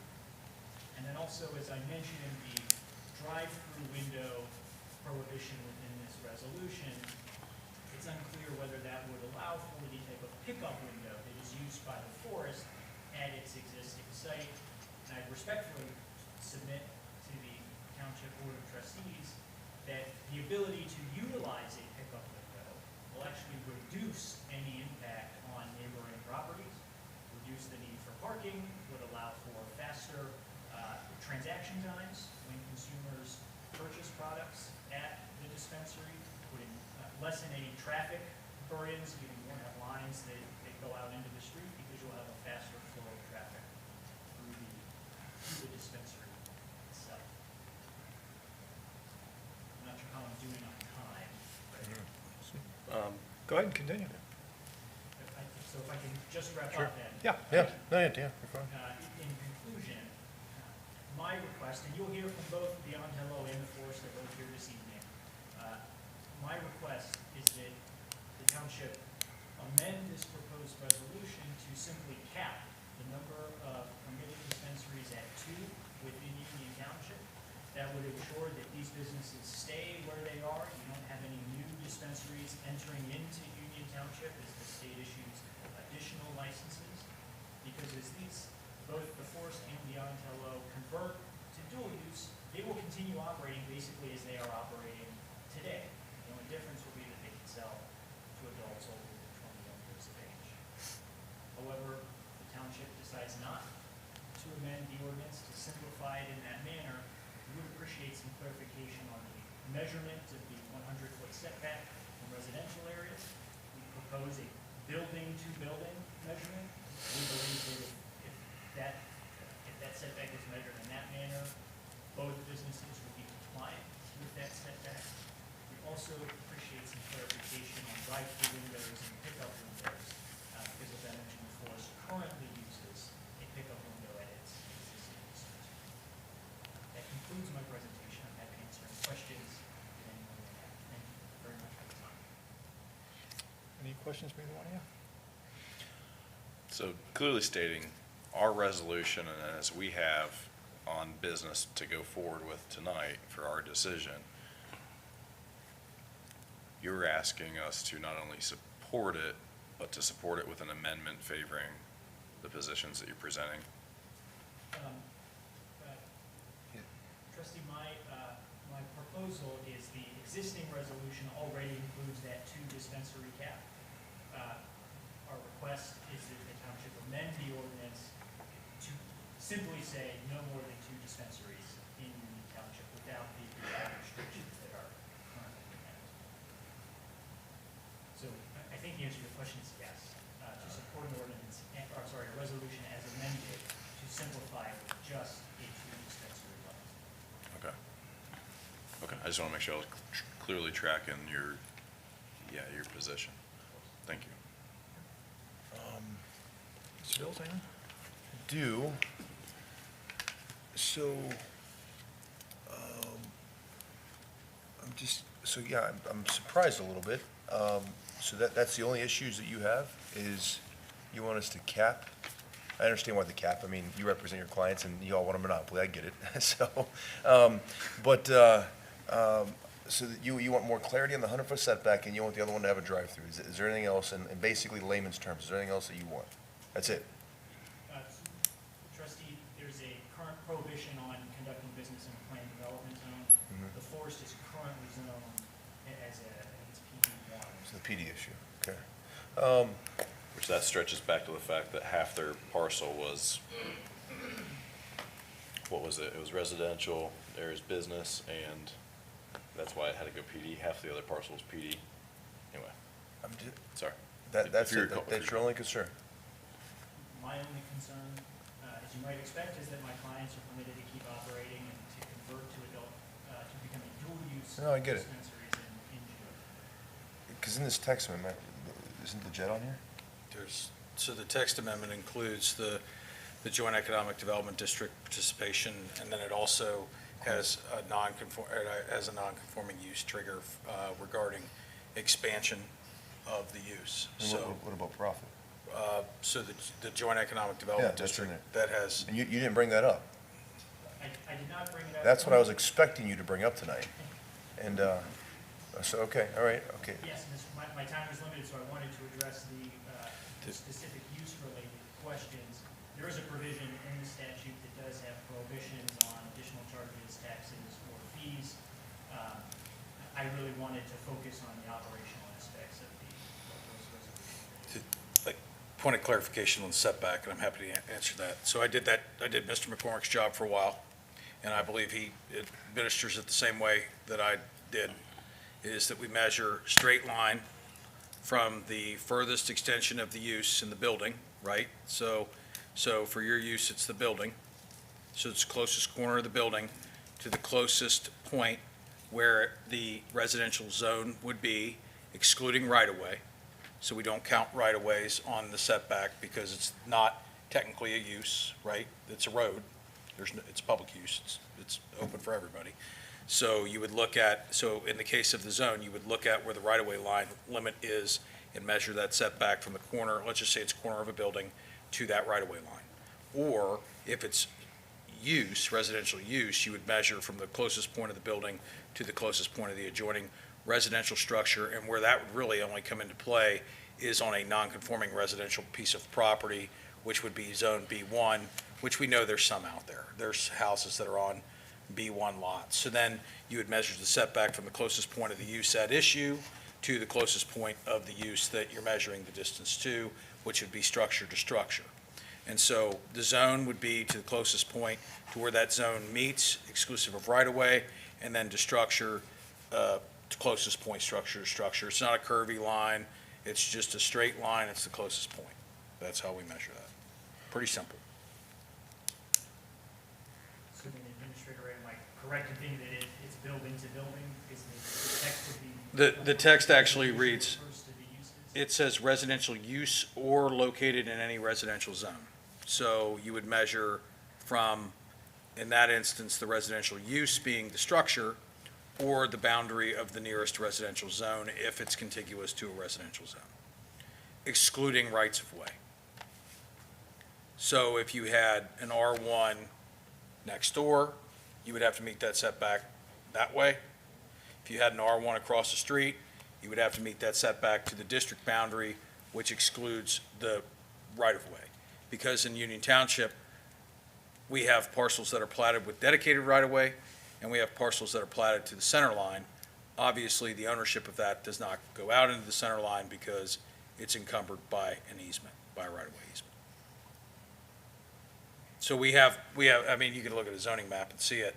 There's many parcels where you have a center line, the parcels go to the center line. We even have that on 32 in some spots, so. But we exclude the right-of-way from that. So it's not like if the residential zone meets the business zone in the middle of the road, that's where you pick the point. You go to the back of the right-of-way line and go all the way to there. That makes sense, that makes Yeah. sense. And I think I like that. So, okay, I understand the cap. And I have a feeling that we're gonna put a cap on it. I don't think I wanna make a decision on that part tonight.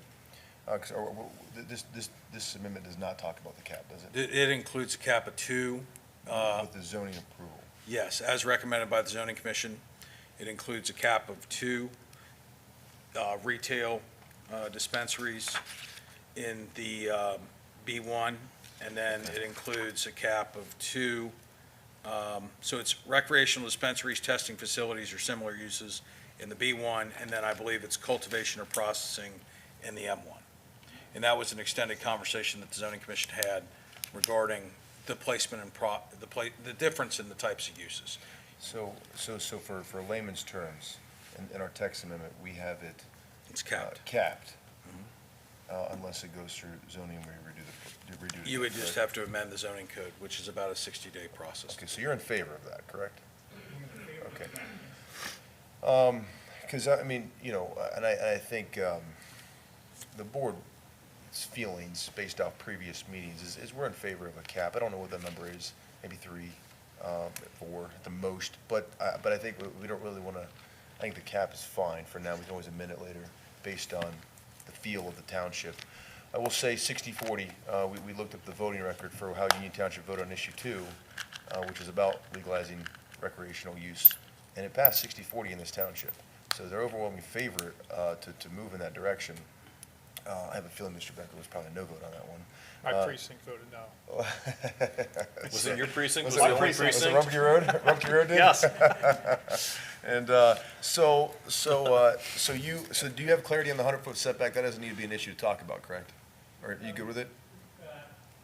I'm good with it, trustee, provided that it does not prevent my client's businesses from operating. It sounds like based on the measurement, it. Yeah, they could be fine. I don't Yeah. have, I just don't have the measurement. And, This is Mount Tabasco right okay. And in your ways, you want to put a drive-through there, is that correct? Or on the other one? At the forest, it's the Mount Tabasco Okay. location, there already is a pickup line, not a drive. Correct. Hello? But they drive up to the pickup window. Okay, so you want to drive through the location and then, I'm gonna ask you one more time, because I did not, I was expecting you to come back and say you're against the JED and all of that, and the income on it. You didn't bring that up, really, and you're not giving any pushback on that. You're good with that. Your client's good with both of them. They're good with that.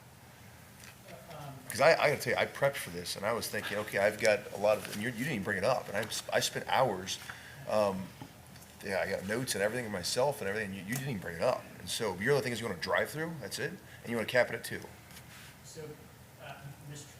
Trustee, the only things I prepared to address here this evening were the plan development zoning aspect, as well as the pickup window, the 100-foot setback, and the cap. I will tell you, and it's in the materials that I provided, the statute is passed, in November, did include a prohibition on townships and municipal corporations charging fees, Sure. taxes, et cetera, that aren't charged generally on the community at large.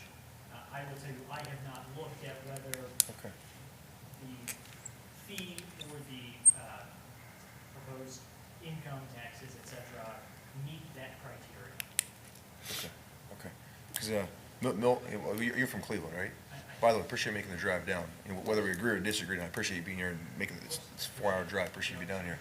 Because City of Milford, which is adjacent to us, they do a JED on it. So does Columbia Township. They do theirs as well. Do you, Milford has an income tax. I'm sorry, that's what I meant. That's what I meant. I misspoke. So, I guess during trustee comments, I'll address you more, Mr. Red, on that. But as far as Mr. Aaron, I guess that's all the questions I have for you. So, I think we're on the same page. So, Thank you very much.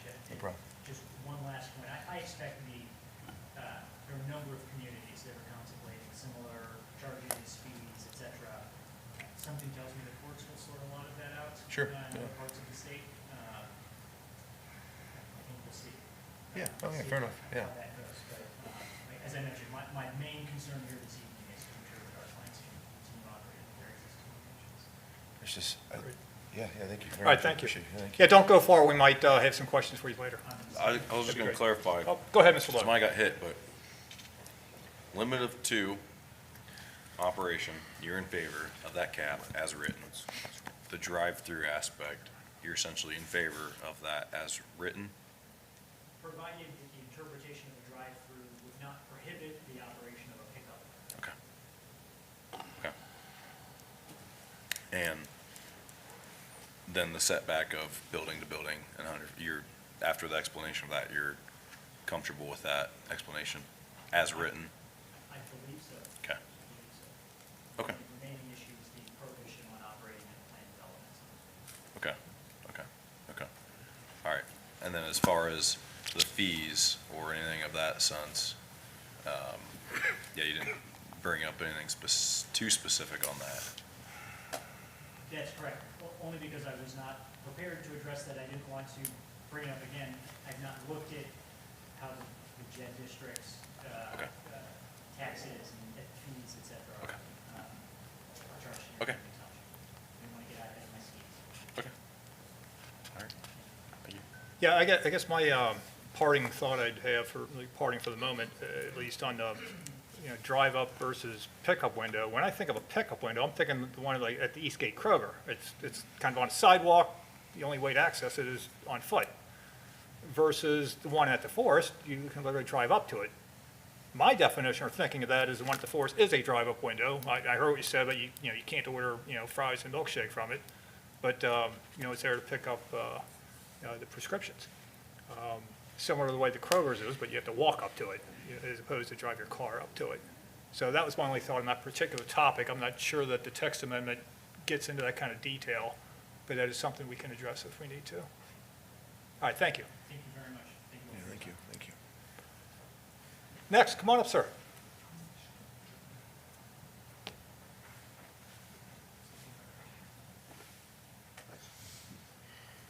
When you swear you in, swear to tell the truth, the whole truth, and nothing but the truth, so help you God. Name and address for the record, please. Justin Carey, my home address is 461 West Abbotsford Avenue, Philadelphia, Pennsylvania. But I'm here representing Beyond Oil Dispensary and Chemical Ventures that operates a dispensary at 693 Old Steve Route 74 here in Newton Township. Okay, the floor is yours. I'll keep it short. I know time is of the essence for everybody, and I appreciate everyone's time on this topic. We're very happy to have been operating as a regulated dispensary in Union Township on the Old State Route 74 for a little over a year, almost a year and a half now. And we believe that as the ordinance as currently written, now that we've gotten clarification on the 100-foot setback, works for us in terms of we're in a B1. We do plan to serve the adult use community as soon as legally allowed, and we don't plan to make any modifications to our footprint in terms of any expansion or remodeling or retrofitting. So we appreciate the township's consideration in allowing us to transition to a dual use. We'll continue to serve the medical community as well at the earliest time that's compliant to do so. And I just want to make myself available for any questions from the trustees. All right, great. Any immediate questions? I don't think so. No, thank you very much. All right, great. Thank you very much. Is the measurement that's shown on the screen, that's our dispensary, and that's clearly showing 105 feet, 105.3 feet. I don't know if that's not part of the public record or the minutes now, but I just wanted to reference that. Okay, great. Thank you. Yeah, we might have more questions for you later, but, okay, thank you. Okay, anybody else? You gotta be quick around here to, get to the podium. Need to swear you. Swear to tell the truth, the whole truth, and nothing but the truth, so help you God. Name and address for the record, please. My name is Brent Ryan. My address is 3090 Fairmount Boulevard in Cleveland Heights, Ohio. You have the floor, go ahead. Thank you. Just a couple remarks. Bear, give me 1 second.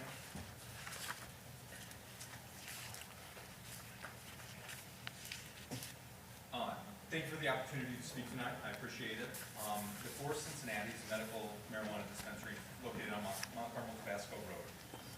The Forest worked with the township to develop our property and meet our business goals and the township's development goals less than 2 years ago. We were granted our zoning certificate in January of 2023, and we opened for business in September of 2023. Our request tonight, similar to what Mr. Herron said earlier, is that you limit the effect of the amendment to simply subsection M. However, after hearing some of the comments, we may have less of a challenge with the balance of the amendment too, because we have a question about our setback relative to parcels behind our building, and I'm not sure how those are zoned right now, so I'm honestly not prepared to talk to them, but perhaps if we could look at them, maybe I'll be comfortable. And I'd just like the board to know a couple of additional things. One, you know, we really like being in business here. We invested $2 million in our facility less than 2 years ago, and we want to continue operating. We believe in the time that we've been here, we've been a good neighbor. We have not received complaints from, you know, the surrounding neighborhood. We have not drawn on police or emergency services, things of that nature, and we continue to operate that way. We intend to. If we can get, asking Mr. McCormick to do multiple things at once.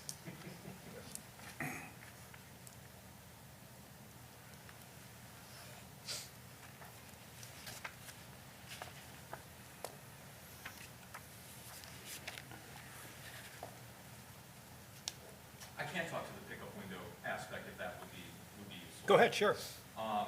Like Mr. Herron said, it's not the same type of drive-through you would see at a fast food restaurant. Perhaps that's a distinction without a real difference, but you know, in my mind, it is different because you place your order ahead of time.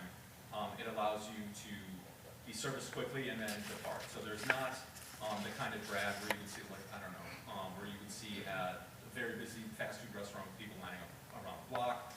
You know, you're in and out, you can be serviced quickly. You know, in our view, that allows us to serve customers as quickly as possible, thereby kind of reducing traffic and drag on the neighborhood. We think that's we think there's upside to that. Obviously, there's business upside, or we wouldn't have done it, but we think there's also convenience as well for the local community, and also less drag on you know, just people kind of hanging out. And that doesn't really exist at the facility. So this is just the question that I have here. It's exactly that line that Mr. McCormick is drawing.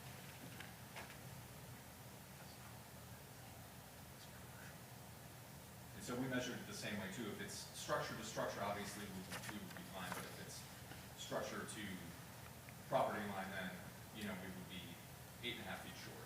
So we would request that not be enacted as written as well.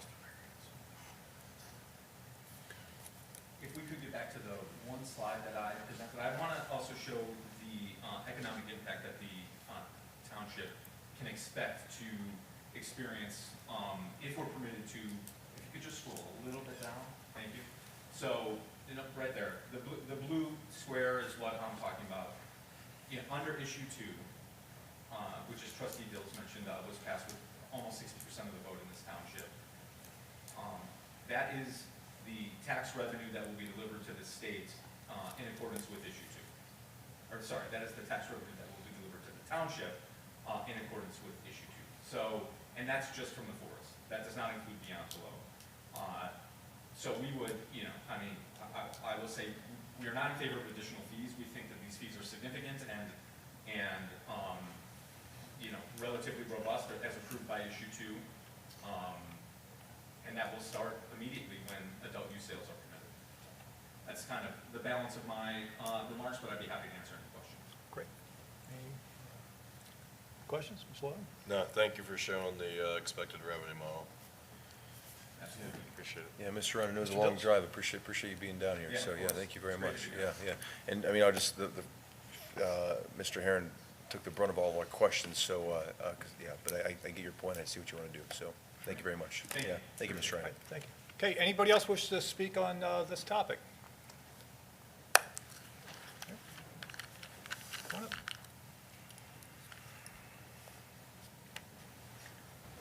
Swear to tell the truth, the whole truth, and nothing but the truth, so help you God. Yes, sir. Need your name and address for the record, please. My name is Zach Weber, and I live at 277 Stewart Avenue, Columbus, Ohio, 43206. Go ahead, you got the floor.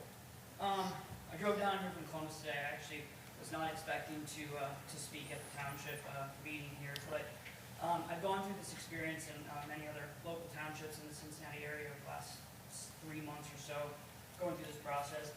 I'm a local entrepreneur. I started my first business in downtown Cincinnati in 2010. Excuse me. It's called Fusion.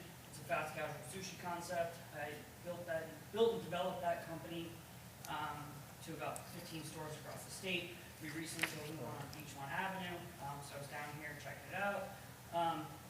Fast forward 10 years later, I started a fully vertical cannabis company here in Ohio. We operate out of Dayton. I'm in the middle of rolling out a pretty significant retail plan. We're opening our first store in Cleveland, along with these guys as well. Nonetheless, there was a couple sites I was looking at on Ohio Pike. I could go through the addresses and whatnot, but the only reason I'm sharing that is there are a couple properties that I was looking at, and I'm still looking at putting in contract. The other presentations I have given in the local municipalities, I already had the real estate in contract. That's why I wasn't expecting to give a presentation, but I was down here already, so I did it anyways. I was just saying that I am looking at real estate here. I know there's other people looking at real estate here, so I don't know if you'll keep the number at 2 or you'll increase it to 3 or 4, but I know there's other people looking for opportunities down here as well.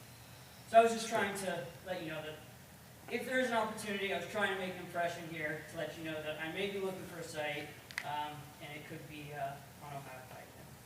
I guess that's about it. Very good. All right, thank you. Thank you, Mr. Weber. Thank you.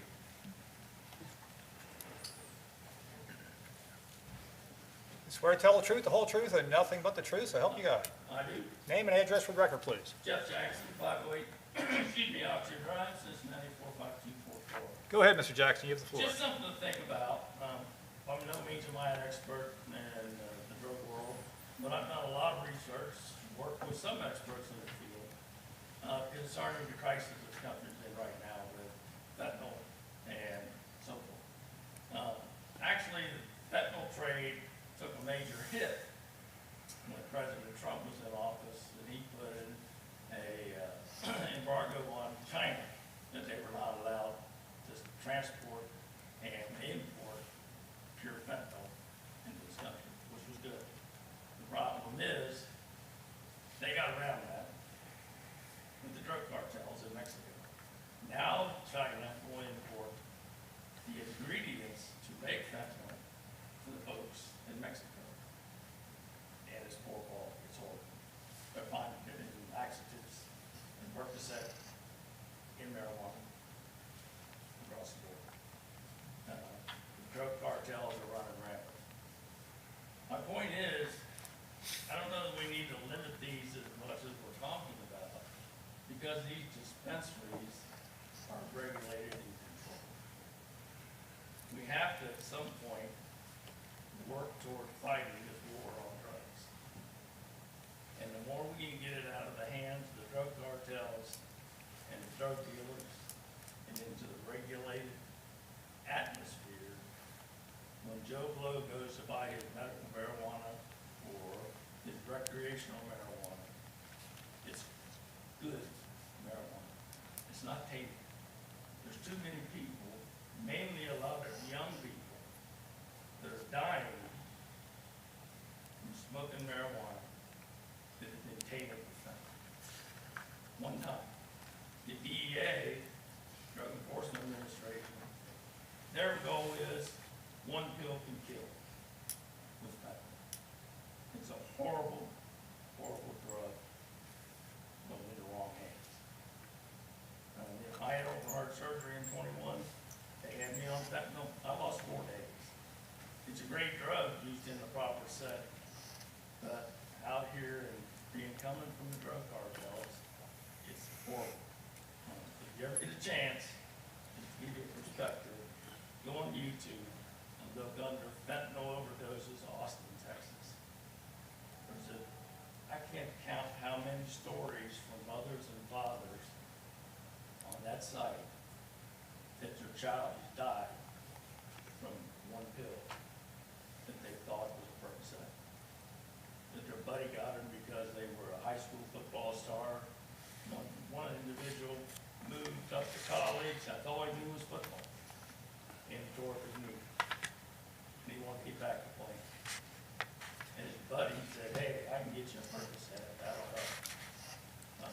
Not to be known to anybody, that Percocet was taken with fentanyl. They found him dead next month. And that just goes on and on and on. You can watch those videos for hours and they're not BS. They're mothers and fathers talking about their children that have died. And before you retired from the fire department, you probably saw a lot of that. You have a lot of just firsthand personal experience with it. I'm sorry. I imagine you have a lot of firsthand personal experience with it. Yes, I do. Yes, I do, and it's unfortunate. But you get some sad stories to tell. It's horrible. But the reason I was up here with this is I think to put a cap on this, I understand that the township does offer swarm with dispensaries, but, and that's your folks' area, to look at what the ratio is and what this township needs to take control of this drug problem in any way we can. And I think these dispensaries are a way that it's regulated, it's safe. If you want to use it medically, recreationally, whatever, by God, at least we can give you some safe stuff instead of where we're at right now. All right, thank you, Mr. Jackson. Thank you. Anybody else for the public hearing? Anybody else? Proponents, opponents, interested party? Last call. Okay, let's close that out. And what I want to do at this point, before we get into discussion, or I guess as part of the discussion on this, I would like to amend the agenda and bring up Resolution 2024-16. That's the resolution for the text amendment, and bring that up for discussion at this point rather than under the legislative agenda. Do I have a motion for that? So moved. Yeah, second. Makes Okay. sense. Mr. Campbell, roll call, please. Mr. Logue, Yes. Mr. Dills, Yes. Mr. Becker, Yes. motion carries. Okay, Mr. Wright, tell us about 2024-16. I guess we've been talking about it kind of all along here this evening, but tell us some more, please. Yes, sir. So just a couple points of clarification. So I'm glad we were able to clarify the way we measure. You know, the important thing is choosing the conditional use process is critical to that PD district designation. Now, what I would advise is there is a process to sort of unwind that and go back. And they could pursue a B1 district and then pursue a conditional use. And I would really view that as one right after the other, and that would occur. The other important point that I would point out is that the way these regulations are written, because the uses are clearly defined, that any expansion from what is occurring right now is viewed as an expansion under these regulations, and therefore would trigger compliance with the new protocol if the board chooses to adopt that. I think you heard tonight that the majority of these rules are not insurmountable, and these are reasonable time, manner, and place restrictions. I think that, you know, with all due deference to what occurred in issue 2, I believe that the legislature may have 2 or 3 or 4 different bills being advanced that can subsequently modify or amend those things. And so, you know, with that, what I would point out is the regulations were vetted by our law director. All the provisions of that are vetted by our law director. And we are confident that these establish reasonable rules of the road to govern, you know, and position the township for, you know, to deal with the dual use, you know, things that are coming. So I just wanted to get on the record on that. And, you know, there was some question about the impact fees. You know, you're allowed to charge impact fees. We went through that conversation. And again, I think the council, you know, made a good point. You know, at the end of the day, the rules are what they are, but, you know, courts of competent jurisdiction elsewhere may, you know, may impact that or not. And, you know, I think this is a good measure, and we don't know what the distribution, you know, ultimately will be. We know what issue 2 is going, you know, what it said potentially, but, you know, with this, we know there will be a defined revenue stream with that for the township. You know, pointing out that PD component, that is critical because the whole point of this is to go through that quasi-judicial process with the Board of Zoning Appeals, engage the public hearing wheels, you know, the notice requirements and all that, and to put that in the appropriate zone. And that way that is defined, it is clear-cut. This is the way moving forward. That said, it's very, as you've seen, it's relatively easy in the township to amend a zoning code should, you know, the use demand it to be capped further or expanded further. And it's a very defined process per 519 of the revised code. So, you know, I hope that we answered the questions tonight. You know, and if and in regard to the setback, you know, they are able to secure variances as well, concurrent with the conditional use. Mr. McCormick, I believe, just heard a case that was a variance and appeal. You know, the Board of Zoning Appeals is capable of doing more than one thing at one time. So, you know, they can do that, and I can remember other cases where we've done that also in the past. So I think every case is unique, and that's why the Board of Zoning Appeals is the method and the path forward on that, and it positions the township in a manner that best deals with, you know, and recognizes the vote of issue 2 and sets reasonable rules of the road for that as the state works to modify and expand those uses from just a standard medical facility to, you know, include recreational use. The other point I would make about the drive-through, I think the drive-through, and you know, I have some experience with land use, and I would say that, you know, wherever there's a drive-through, there's more traffic, not less. Generally, I think everybody needs to go look at Starbucks on, you know, Saturday morning or Tuesday morning at rush hour or in the afternoon and see that they stack cars 15 to 20 deep. And so, you know, that's part of the, you know, impetus of that is to limit that, particularly because it can have impacts on, you know, the adjacent, you know, surrounding improvements and infrastructure, and it can also, you know, have negative impacts from the standpoint of vehicle headlight glare projecting into adjacent uses, those kind of things. I mean, let's all face it, we know it gets dark here somewhere between 3 o'clock and 4 o'clock for like 4 months out of the year here. It seems like, I know it's not that early, but it certainly feels like that to me in the depths of November and December. So, you know, there is that impact as well. And so trying to blunt that impact from the traffic, and then the traffic, the glare, all the other things that come with a very vehicle-intensive use, that does tend to, you know, modify the site and have a different impact than a standard pull-in retail style, you know, establishment or whatever. So that's just my take on that. So hopefully I answered your questions before you ask them. If not, I'm open for questions. Well done. Mr. Lugg, any questions, comments, thoughts that immediately come to mind? A few, but frankly, one of my first comments or thoughts is I want to hear from both of you. I know that you guys had a public hearing a month ago. That was so I want to hear from Well, you that's on fine. that public hearing. We can come back around to you, Mr. Dills. So, Mr. Wright, so as the text is written, it would cap it at 2 unless someone comes in and wants to go to the Board of Zoning Appeals through that process. Is that what I'm understanding? So the cap is established at 2. Now, what we could do is we could either, you have the 2. I believe that the way these rules are written is that if these uses, they can continue as medical uses forever as pre-existing non-conforming uses. When they decide to expand their use to include recreational use, that would trigger the code requirements. That said, should the board determine that 2 is not enough, the board can initiate a text amendment to expand that further if you wanted to. Or, you know, an interested party could pursue a text amendment. There's 3 ways to amend the zoning code. The zoning commission can send it up to the trustees to do it, the trustees by resolution, or an interested party could draft an amendment to that. Ultimately, in this township, we have predominantly done it by resolution, advanced to initiate by the Board of Trustees. So that's the usual process that occurs, and I think that would probably be the best route here, is to get it in place, see what happens, and, you know, then the board can respond accordingly based on, you know, the land use saturation or what the other, you know, conditions in the community, so. Well, we know how that vote will go. I will,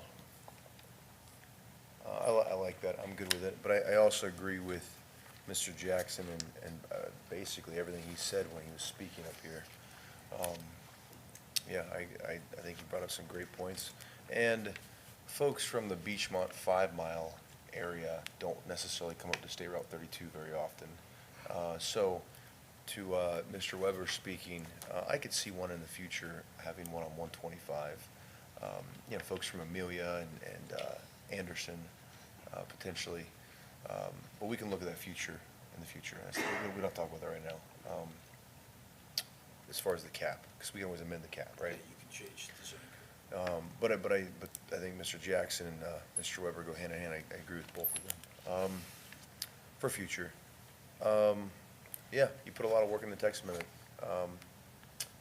Makes sense, and so basically, layman's terms, if it's as is written, they would have to seek approval from us to put the drive-through in, correct? And if they do that, that changes the text. So basically what they would have to do is to expand their use. Yes.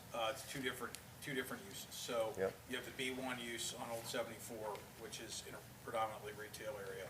They would follow the traditional conditional use process. They would provide documentation that they meet the minimum standards and then have to work through the BZA in that. Okay. The other one would have to unwind that deal, seek a rezoning to a B1, which is a process, and then go through the conditional use process. That is what occurs with the PD district. But the reason for the PD prohibition is because the intent here is to drive it to the conditional use process. And because PD districts, we have a lot of old I think they were like B6, B7 properties from like 100 years ago when the township consolidated the zoning districts, where they just slapped a PD on it. And that is in some weird places, that is sort of in some transitional areas. And the goal really was to drive these to the business, put them in the places where they're supposed to be, which is the business corridors. That's, and that I think it's B7 was the old designation. We have a lot of that sort of bumps up against residential, and it's smaller properties, or it may be, leftover zoning, which even still would go through a zoning process. But then, at the end of the day, the conditional use process just sets it, and then it's also, the other part of that is it's a quasi-judicial proceeding, and it's sworn testimony is given, there's public hearing, there's notices that go out. It's a very traditional process. Got it. And so you get to get granular with those, and the neighborhood really gets to speak in regards to what they want or whether they don't want it. So, What's the con of voting this through and passing it with the amendments they're asking? so I would say the con with the PD district is it basically allows an avenue to circumvent the entire regulations, which I don't believe that the board wants to do that. Right. And I don't think that would be a good policy decision, to have an end run around a process or set of rules. I see. So that's one. And then the other con would be, with the drive-through or pickup window, I make no distinction between the two because they are automobile-oriented. So I think that's really what the intent of that is. At the end of the day, the board has full discretion to modify the recommendations of the zoning commission with a majority vote of the board of trustees. They can do that. It used to be unanimous, but they changed it to majority. But if the board wanted to strike the drive-through prohibition, you could do that if you believe that the drive-through uses were not, so, onerous on the neighboring properties that it would not be an impact or whatever. I mean, you did hear that there is one now. One of them has one of them doesn't. It's just, I do believe that pickup window will generate additional vehicle traffic, not vice versa. That's my professional opinion. All right. I'll chew on that for a minute while you two talk, and then I want to say to both of them, our chief of police is here, and one question I was asking a ton when both dispensaries opened was, any crime, any bad things, what are going on, are there any more police calls? Because there was a lot of misconception about what a medical dispensary is, and is it going to bring, somebody open up their trunk, the perception of that, and, what crime and all that, and, and Chief Reese, you can correct me if I'm wrong, but basically it's been nothing. It's been moot. There's been no, so I do think you guys have run a tight ship. I think it's fine. There's no issues at all. I don't do it, but it seems like for the folks that do, it's been a professional run system, and you guys have done a good job. So as far as running that, and our police calls have been basically non-existent there. So well done, and I commend you both on running a fine business on both sides. So, gentlemen, I'll pass the torch.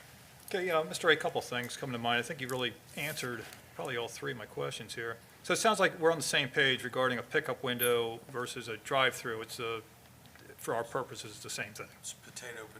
Okay, Yes. thank you. Yeah. Of course, there was a number of questions about I guess the facilities are be in violation immediately if we were to pass this text amendment tonight.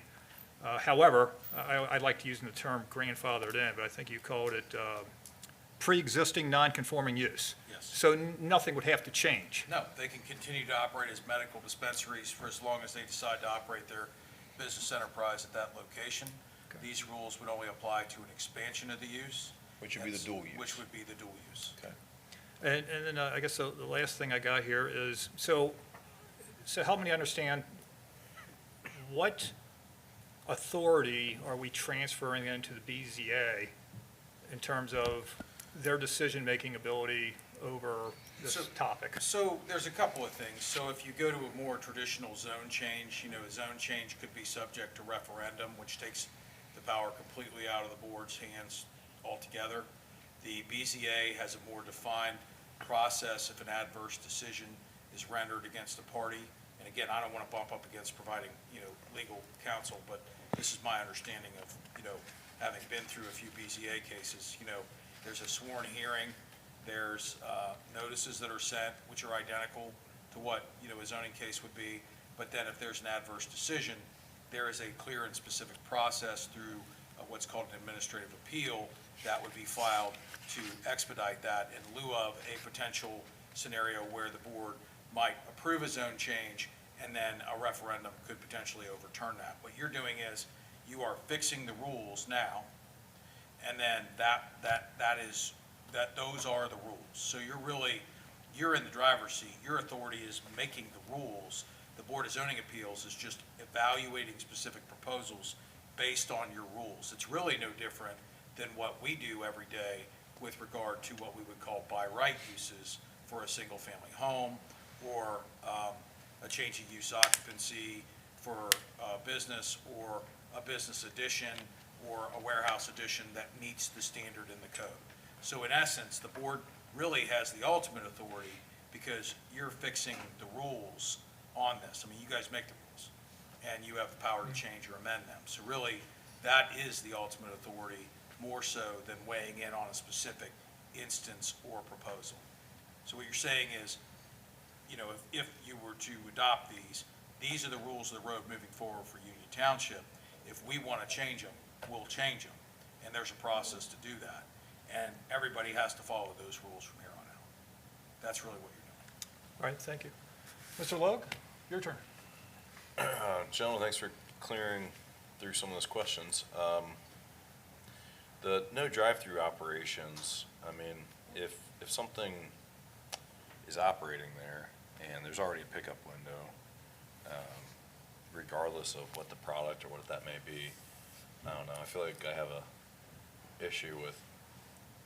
always have an issue when I feel like government could potentially be overstepping or overreaching. And in one sense, I feel like, is this a decision here that's saying, I'm going to tell businesses how to operate or tell people where they can and can't drive their cars if engineering can allow it? So I don't know, a little bit of a question with that.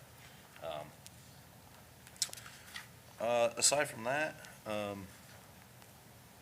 I'm happy to continue to hear feedback here. I did have one other thing that came up from one of the public comments, or during the public hearing. Was that Mr. Jackson? Or no? In the hat?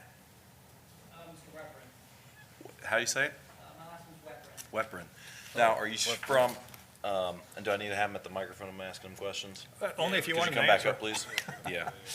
Just for the record. I was so nervous before now. No, Good, You're good, doing good. fine. Before we get started, could you fill out a card before you leave today? Absolutely, yes, sir. Okay. all right. That's what I was looking for earlier too. I was wanting. Now, are you a Centerville Elk? My family's, we're all from Dayton, Ohio. Okay. My family, some of us are from Oakwood, some of us are from Centerville. Okay. Several of my cousins are from Centerville. My sister went to Centerville. I went to Oakwood. Okay. But our family runs deep from Dayton, yes. Okay. Your sister went to Centerville? My sister, yeah. Okay. My wife went to school with your sister then, and so I asked a question. Don't tell her how bad I presented. No. She said, "Are you guys getting a?" She said, "Are you guys getting a fusion?" She said, "I would love that in the township." So, you don't have a fusion over here, do you? Now, did you sell that, or you guys still have that? We still own and operate the restaurants. When we ultimately got into the cannabis industry, out of the restaurants and started building a cannabis business. Okay. We have one that's on the edge of Union Township, right on Beach One Avenue. That's what I the thought. newest one that opened. That's what I thought. Well, after all of this, Mr. Wright, if he can connect with you on some ideas, because if you can connect part of the fusion sushi roll concept, I know positively that Mr. Wright's got some awesome ideas for you. And I think that would be a home run out here, so. Awesome. So, Well, thank you very yeah. much. That's what I wanted to clear up. Sorry, gentlemen, but it's part of the public hearing, it's on the record, so. Thank you, thank you. No, gentlemen, well, hand forward to you. Yep, thank you. So if I heard you correctly, Mr. Logue, you do have the ability to amend the zoning code as recommended for adoption by the zoning commission if a majority of the board votes to do that. And I would point you to, and I'll pull it up, 519. Yeah. Yeah, because it's not unanimous, it's a majority, and, I don't, the board to be bothered but what was their main takeaways for why no drive-through operations permitted? Is it was just specifically a traffic concern, and was it a great debate, or?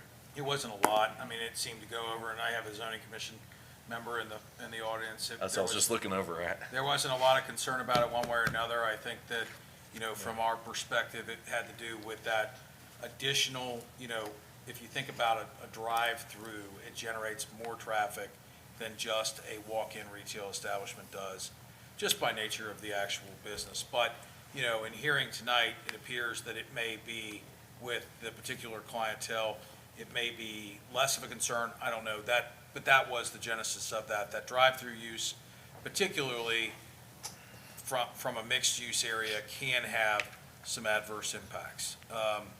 That's just really the genesis of why that was included. I think that was the only reason that was included in that. Okay.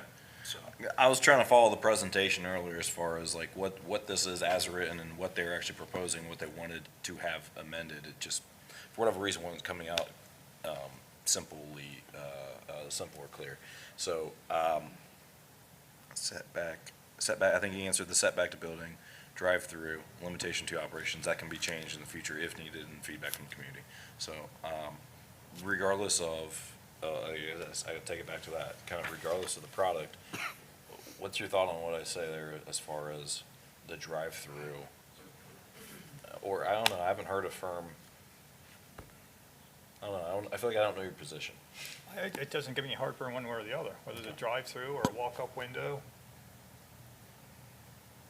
So basically, if we were to amend this and strike the no drive-through operations be permitted, I think that's. My preference is just to leave it the way it is. What I'm saying is, it's just not giving me a lot of heartburn. Got it. Yep. Sorry, I didn't see us talking over here. So I just want to make sure I get clarity on the proper words that I use.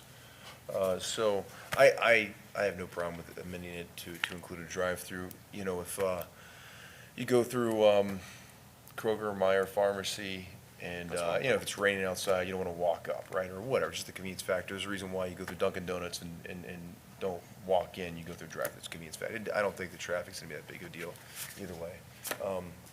So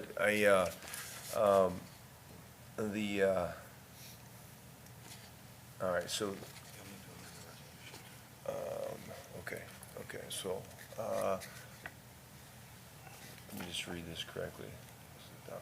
Okay, so to amend the resolution as well? Okay, so here's where I'm at, just so you guys know. So it's a win-loss for our clients where I'm at. I think approve the text as is with the amendment of adding the drive-through. They're gonna have to go through the proper protocols to do a duel, and therefore it can be fair game. That's where I'm at, so you guys can kind of gauge my temperature on that. I don't have a problem with the drive-through, it's fine. Okay. Well, gentlemen, what I would like to do is, if you guys are ready for this, is have a motion and a second, and then then we have our final discussion, our final thoughts on this, and then go ahead and vote as amended or not as amended. Okay. Okay? In that case, Okay, okay. I'm going to ask for a motion. Mr. Legg, like a motion to adopt Resolution 2024-16, approving a text amendment to the zoning resolution as recommended for adoption by the zoning commission. We have to modify it, Mr. Becker. The resolution. You would need to modify the resolution. Yeah, first you're going to make a motion to modify the resolution. That has to be done first? That's You, what- you, yep. I mean, you have a resolution before you to adopt as presented, or you can modify the resolution, specifically section 1, Okay. which would say, if I'm following the discussion of the board, the resolution will be modified to section 1 that says, I need my mic on. Sorry. That pursuant to the authority granted within 51912 of the Ohio Revised Code, the Board of Trustees of Union Township hereby approves the proposed zoning text amendments to the Union Township zoning resolution presented in case 24T as modified and recommended for approval by the zoning commission, a copy of which is attached here to as Exhibit A and incorporated herein by reference, subject to the amendments made by the board to delete, if I followed the conversation, section 660, and Mr. McCormick will correct me if I'm wrong, 662.3D and section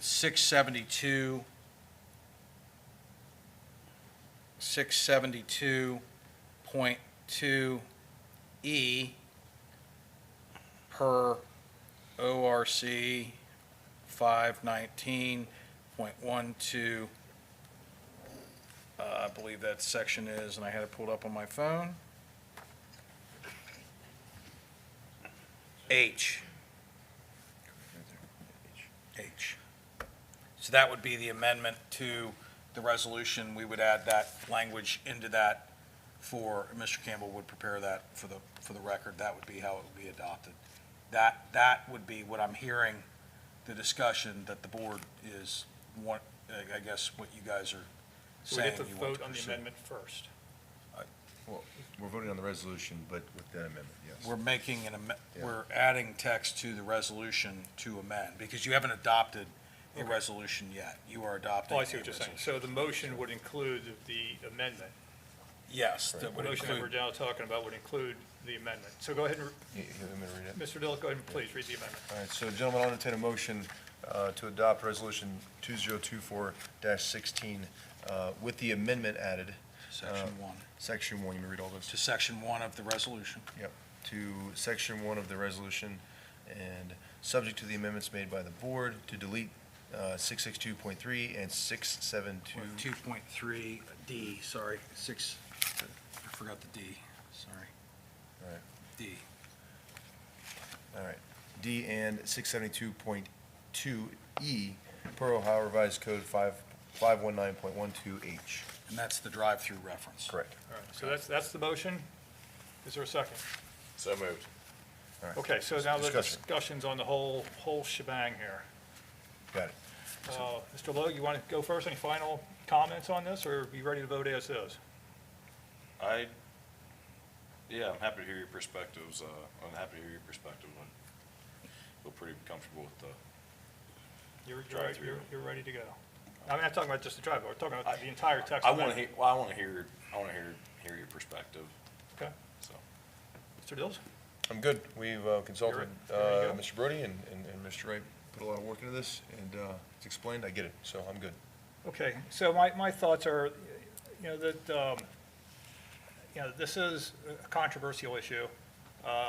Despite my personal preferences, which I've made very clear in a meeting, I don't know, it was a year, 2 years ago, whenever it was. The people have spoken, and it is what it is, and I do respect the will of the voters. Regardless, what is giving me heartburn about this is, there's something from the beginning, I guess when we first started talking about the text amendment, that kind of never sat well with me. And I feel like we're, I guess, taking the responsibility out of the hands of the elected officials and transferring that responsibility to the BZA. Now, normally I wouldn't have a problem with that, but based on the controversial nature of this particular topic, that's what's given me heartburn. That concludes my thoughts. Are you thinking you want to amend it to where to take the BZA out of it, just keep it as Board of Yeah, Trustees? tell me Is that more what of you're your, wanting? tell me more of what the amendment or solution you'd want with that.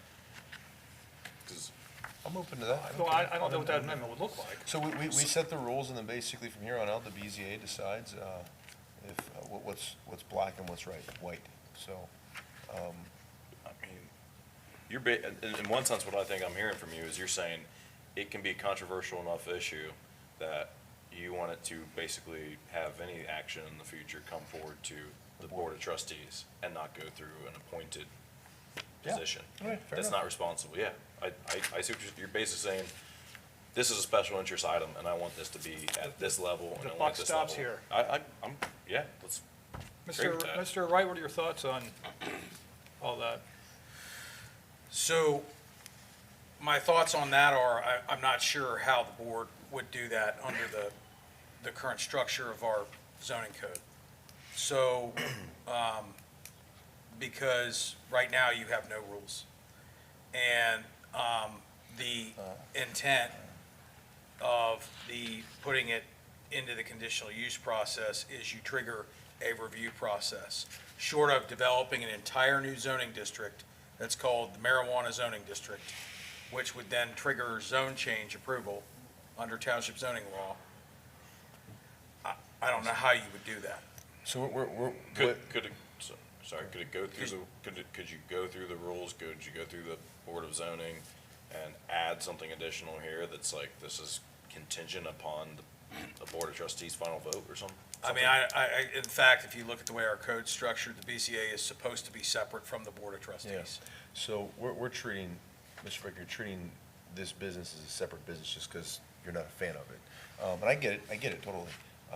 But, for example, the Beachmont corridor, we all disagreed with the BZA because of Honda East wanted to rebuild their building and all that, but they were acting in accordance to the rules that were set by the board. And so. That was the zoning commission, I think. Or was that BZA? It was, I thought it was That was the zoning zoning commission. Oh, but my apologies, but still kind of, you get my example, though. I'm sorry, I was misspoke there. But, so with that being said, we just needed to set the rules, and then at that point, it would go to the zone, but just because I think you're wanting it to not do that just because it is marijuana. Am I right on that? Yeah, So- yeah, I mean, selling Hondas is not controversial. Selling marijuana is. Well, we had more people in that room that night But- in opposition of selling cars And we voted than you have against them. tonight. But and there's no one here actually that was opposed Good to point. these. So actually, because the rules are the rules, and so, we're capping it at 2. So the only way we could change that cap is if we decide to change that, correct? Correct. So right now it's capped at 2. And these 2 dispensaries, they either abide by these rules and the BZA agrees to it. If not, they kick it back and that's that. And then it could go to us still to override their vote. But that's the whole point of the BZA. So that, and you can't really change that because the BZA is separate from us. Correct. So I don't know how you In accomplish. fact, the Board of Trustees has the ability to appeal a decision potentially to the Board of Zoning Appeals if it didn't agree with a decision that was made by staff. Now, that's never happened here before. Yeah. But that is why the BZA is set up. They are to be an independent reviewing body that reviews these proposals, these variances to the rules. So that's why creating the rules is so important. Because once you set the rules, you are basically saying, these are our rules. You play by these rules, or you don't come here. And that's where the power of the Board of Trustees ultimately is vested in that. And that's why you put it through that process. So again, short of creating, a marijuana zoning district, which I don't know that you could do that. You get spot zoning and everything else. I mean, you just go down the planning rabbit hole. This is the only way to do it. You know, I think. What do you say, Mike? I was just gonna say, I think bottom line, I guess, for me and overall with that, I'm happy to address I don't wanna be government in the business of telling people where they can and can't drive, especially if it means someone's ADA or they need an issue and they need to be able to get up to a drive-through window. I think we're all good there. Aside from that, not to miss the forest That should be good. Not to miss the forest with the tree in front of our face here. This has gone through, you know, Mr. Wright, our BZA, and our law, our legal, I'm sure, and with Mr. McCormick. I mean, so, you're the experts, and you're bringing this forward as far as you're saying, here's what we're recommending, put the rules, put the guardrails in place, giving us the lead way there to weigh in on something like the drive-through window. But I think aside from that, I'm good with having rules and regulation, essentially as presented, with that minor amendment that we made. So I completely hear your position, perspective. Okay, any final comments, are we ready to vote? We good? Yeah. We good? Okay, Mr. Campbell, roll call, please. Roll call, Mr. Dills? Yes. Mr. Lowe? Yes. Mr. Becker? No. Motion carries. Mr. Mayor, I'm just curious, what was the no vote for? What did you agree with? BZA. We can't legally do it. I understand.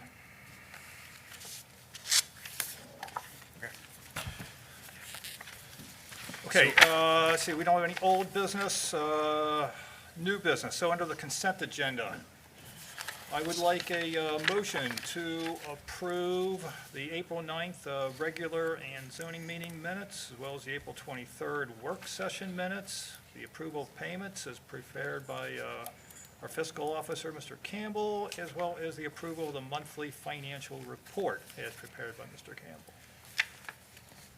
Do I have that motion? So moved. Second. Mr. Campbell, roll call, please. Mr. Lowe? Yes. Mr. Dills? Yes. Mr. Becker? Yes. Motion carries. Never say that. Okay, under the, you okay? Yeah, you're fine. All right. The motion agenda. Mr. Wright, Those Fusion Sushi roll places are awesome. tell us about, They are. how we pause for a moment. Mr. Becker? Yeah. They wanted me to get the gentleman's contact information about the Mr. What, Mr. Fusion. Wepperin? The Will you Fusion. fill out one of those comment cards for us, Yes, so we can please. reach out to you? The Thank you, sir. sushi Appreciate rolls. you. Sorry about that, Mr. Chairman. No, no problem.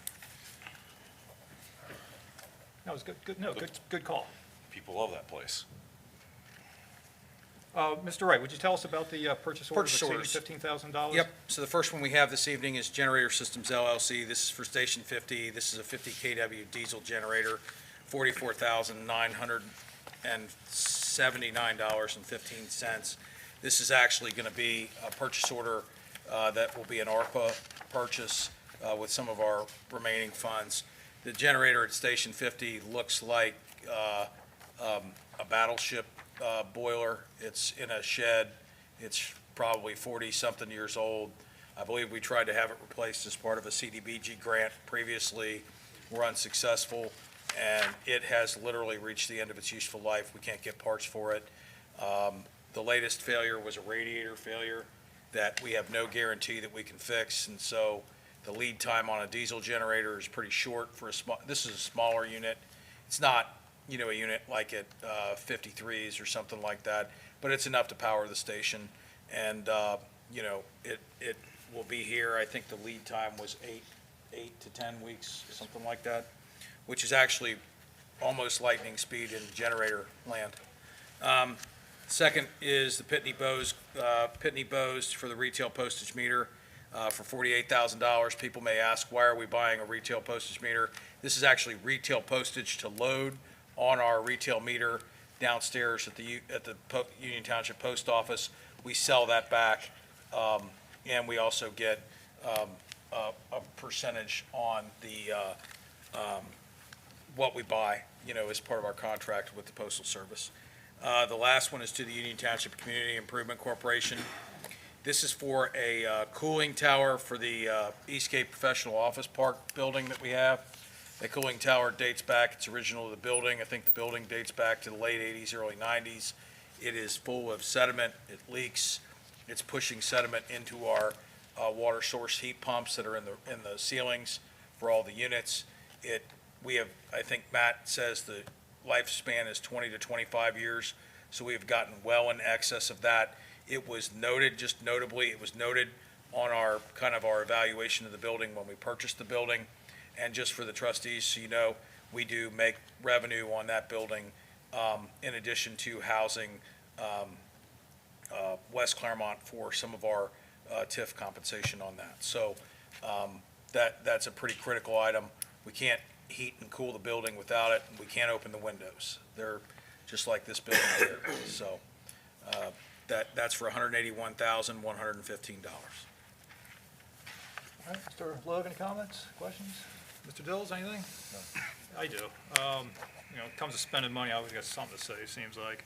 So Mr. Wright and I, as well as Chief Clements and I had some discussion about that diesel generator. They've convinced me it is a necessary component in case of emergencies to keep all the firehouses running. Of course, it's just for the one firehouse, but each of them have one. The postage meter, that's just, you know, buying postage for resale, so that's not costing us anything, it's actually making us money. And the cooling tower, so we knew about this problem when we bought this building, and we got the building in foreclosure, so we got the building discounted to allow for this major expense. Is that fair to say? We get the building at a very good price, and it continues to, I think Mr. McCormick just signed a lease on a small space, and we have somebody else that's interested in a larger space as well, and so I think we have one 5,000 square foot spot left there, so we revenue positive on that. And yeah, we got a good deal on the building, and it's been a good deal for us from a revenue source. So it's kind of one of those things that you got to do to lease it. So. All right, Mr. Logue, I would like a motion to approve purchase orders exceeding $15,000 as recommended by our administrator, Mr. Wright. So moved. Second. Mr. Campbell, roll call, please. Mr. Logue, Yes. Mr. Dills, Yes. Mr. Becker, Yes. motion carries. Okay, Mr. Wright, tell us about the Park and Recreation Board vacancy. Yes, so we had a Parks and Rec Board member regrettably leave us. It wasn't anything we did. They moved out of the township. But unfortunately, you know, we missed that member, but we need a replacement. So, you know, really, I just need a motion to authorize the advertisement and solicitation of letters of interest from interested citizens, advising of the opportunity to fill that vacancy, so we can bring you multiple folks for that. And Lisa will do a great job with getting that on our website for folks to consider. Sounds easy, huh? Nobody's contacted me saying they've heard through the grapevine, so I think it's good if we put that out there and just get letters of interest. So. Yeah. Questions That on sounds great. I know I've had a few people talk or have interest, but it'll be good to have people all in the community get a chance to see that. So yeah, I'm good. All right, Mr. Dills? I'm good. Okay, in that case, Mr. Logue, I would like a motion to authorize the advertisement and solicitation of letters of interest from interested citizens advising of an opportunity to be considered for a vacancy on the Union Township Park and Recreation Committee as required to fill an unexpired term that was vacated due to voluntary resignation or revocation. So moved. Second. Mr. Campbell, roll call, please. Mr. Logue, Yes. Mr. Dills, Yes. Mr. Becker, Yes. motion carries. And Dora's, Mr. Wright, tell us about that. So the board got to hear a great presentation. I think I said like 12 words, and Lisa did a great job at the last work session in April, going through that with her past experience, and I have some experience with the city too, kind of being around that when we did the expansion at the very end of my term there. What we need to do to follow the process prescribed in ORC is, and we laid it all out there, that there needs to be a motion to accept the filing of the application. And critically, if you actually read ORC 430182, the application is actually, if you look at it, it's filed by the fiscal officer or the executive of a municipal corporation. So what I am doing this evening is simply a formality. I am taking this application, handing it to Mr. Campbell, and Mr. Campbell is forwarding it to the board. And so the board is accepting the application, and then also by motion fixing a public hearing date to consider the DORA on June 11th, 2024 at 6:00 p.m. And as we talked about, there's very specific timelines. So you have so many days, once you accept the application, to advertise it. You have so many days that you have to have a public hearing and then so many days to act, and we're right in that window, based on, this process that we've been looking at a determination.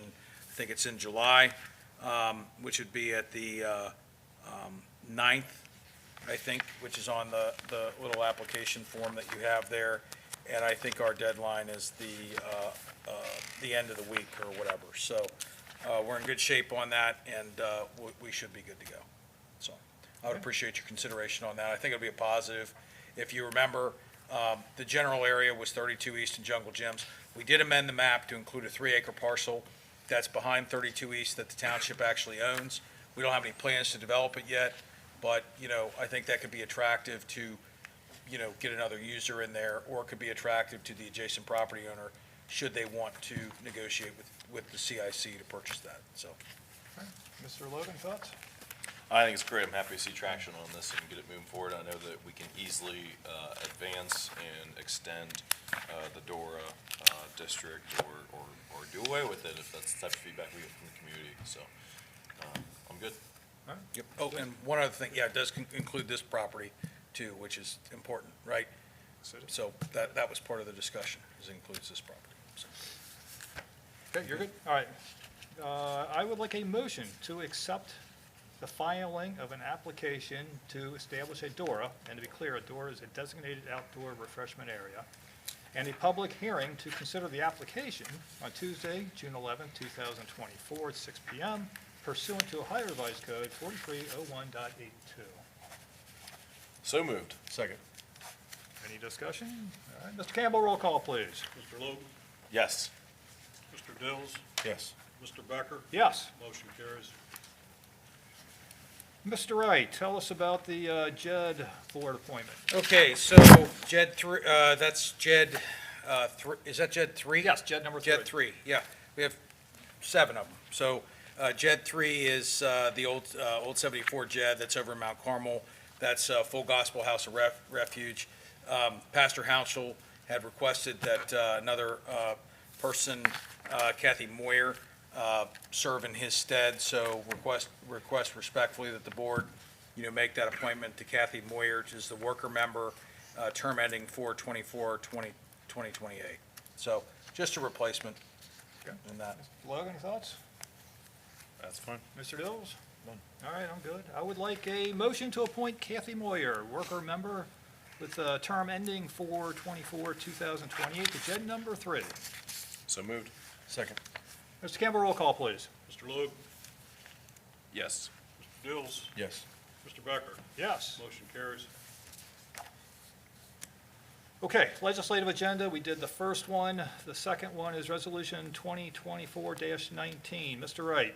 That is the customary ARPA authorizing legislation. That's for the generator from Generator Systems in the amount of, $44,000. That's the firehouse generator. Yeah, the firehouse generator, $44,979.15. So that's what that resolution does. We're just going to shift that to ARPA money. All right. Mr. Logan, any questions, comments? None. Mr. Dills? None. All right, let's do a motion. Motion to adopt Resolution 2024-19, authorizing the expenditure from the American Rescue Plan, ARPA funds provided to Union Township through the Coronavirus Local Fiscal Recovery Funds Program, and authorizing the purchase of capital equipment to support of the fire department operations, with funds to be encumbered during the period beginning March 3rd, 2021, and ending December 31st, 2024.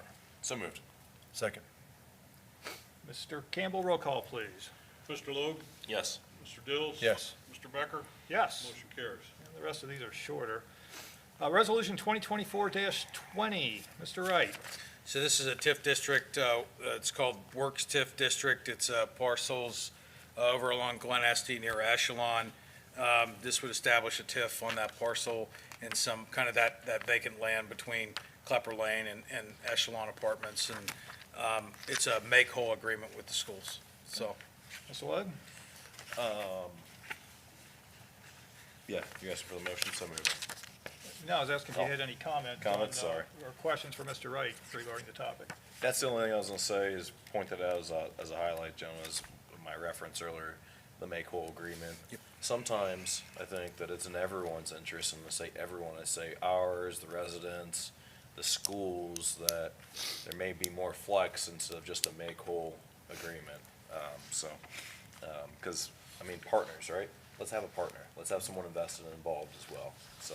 Schools are made whole by old TIFs. Right, they're made whole, but I'm saying there's an ability to partner in different ways. So the other way to say that is not made whole, but they could receive better and beyond from being involved in some of these deals. Mr. Wright. If I may, we have a couple of those. This building from 2003, or from the 2002, 2003, and then the EPOP building was a 2016 TIF, that's with Echelon, and that's tied in with the bus garage and the housing of their child nutrition and IT services. So there are, to Mr. Logue's point, there are opportunities for larger TIFs to support, different amenities or things that are beneficial for both the township and the school district.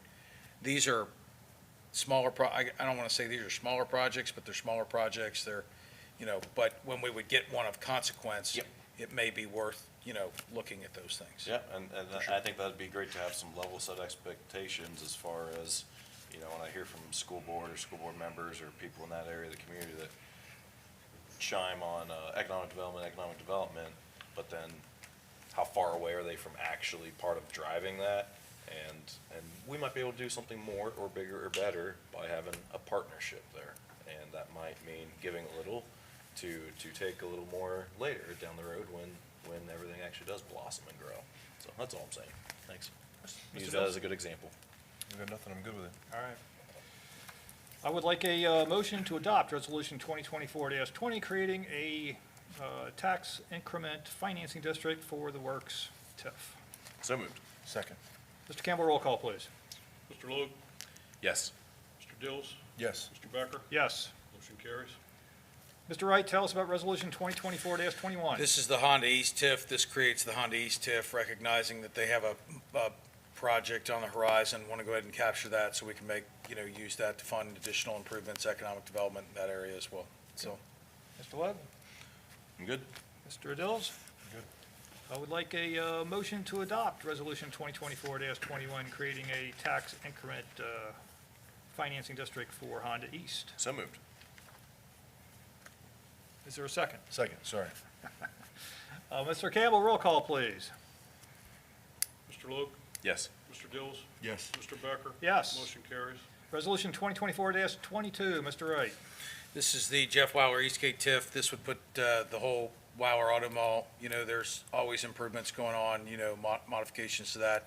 And I think this gives us a chance to leverage that value, particularly in that increment, with new improvements there to, again, enhance our, infrastructure in the Eastgate, kind of the Eastgate South area, and the economic development direction that's occurring there. So, Mr. Logue, any questions, comments? Mr. Dills? None. I would like a motion to adopt Resolution 2024-22, creating a Jeff Weiler Eastgate TIF. So moved. Second. Mr. Campbell, roll call, please. Mr. Logue, Yes. Mr. Dills, Yes. Mr. Becker. Yes. Motion carries. Resolution 2024-23, Mr. Wright. this is for Jungle Gym's Eastgate expansion. They have some additional adjacent property next to kind of what I call the mothership over there, the large 40-acre property, but, nothing, before I left, I think there was a zoning proposal that was advanced on some of that, or maybe considered. Nothing's come to fruition yet, but again, it's appropriate to go ahead and expand. It's easier to create the new expansion. You really can't amend the boundary, you just create an extension to that. So that's what that would do. All right. Mr. Logue? Good. Mr. Dills? I'm good. Okay, I would like a motion to adopt Resolution 2024-23, creating the Jungle Gym's Eastgate expansion TIF. So moved. Second. Mr. Campbell, roll call, please. Mr. Logue, Yes. Mr. Dills, Yes. Mr. Becker. Yes. Motion carries. Resolution 2024-24, Mr. Wright. Yes, this is Mount Carmel Gateway TIF. I think this is critical because, it leverages and recognizes new value in Mount Carmel and allows us to have, additional revenue. The next two are in Mount Carmel and allows us to leverage those TIFs to support economic development and, infrastructure in the Mount Carmel area. It's a common refrain that we hear from the community about, what about Mount Carmel? Well, we have these projects that have been announced, and so this is another opportunity to create a revenue stream to do that, so. And this is on the opposite side of Mount Carmel Tabasco Road, opposite the Wawa. Yep, so if you're standing in the intersection looking at 32, this one's on the left, the Wawa one's on the right. Got it. So- All right. Mr. Love, anything? Nope. Mr. Dills? No, sir. Okay, I would like a motion to adopt Resolution 2024-24, creating the Mount Carmel Gateway TIF. So moved. Second. Mr. Campbell, roll call, please. Mr. Logue, Yes. Mr. Dills, Yes. Mr. Becker. Yes. Motion carries. Resolution 2024-25, Mr. Wright.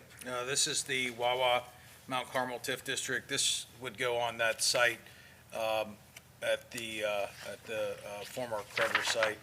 Obviously, that site will be redeveloped. It won't just be a Wawa, hopefully it'll be more. So it's another opportunity for us to leverage that pilot payment and support infrastructure in the area and hopefully future investment. So. I like the way you're leveraging all these opportunities, and the taxpayers love it even more. Mr. Logue, anything? No, good. Mr. Dills? Nope. Okay. I'd like a motion to adopt Resolution 2024-25, creating the Wawa Mount Carmel TIF. So moved. Second. Mr. Campbell, roll call. Mr. Logue, Yes. Mr. Dills, Yes. Mr. Becker. Yes. Motion carries. Resolution 2024-26, Mr. Wright. This is a disposal of obsolete equipment or property. We have a 1971 Maze training trailer that the fire department no longer uses, and it's functionally obsolete for their training operation. The vehicle has no value from a scrap. It would actually probably cost us money to get rid of it. So before we get rid of it, thankfully Mount Orab has decided for their operation, they may be able to make a go of it. And this would be a donation of the trailer to Mount Orab. And the chief has assured me that they will come and pick it up. So we would incur no cost and be able to keep this in the fire service to support a smaller, organization in that. So. Chief Clements, what is a Maze trailer? What were we doing with it when it was functional? So previously, it's essentially a semi-truck trailer. In the back of that, once you open it up, it's a makeshift plywood maze. It served a purpose a long time ago of use this for search techniques. We've actually found that it's been detrimental to our training. We always revert back to our training in high stress situations. The maze actually kind of teaches people to get smaller and climb through these small little hoops.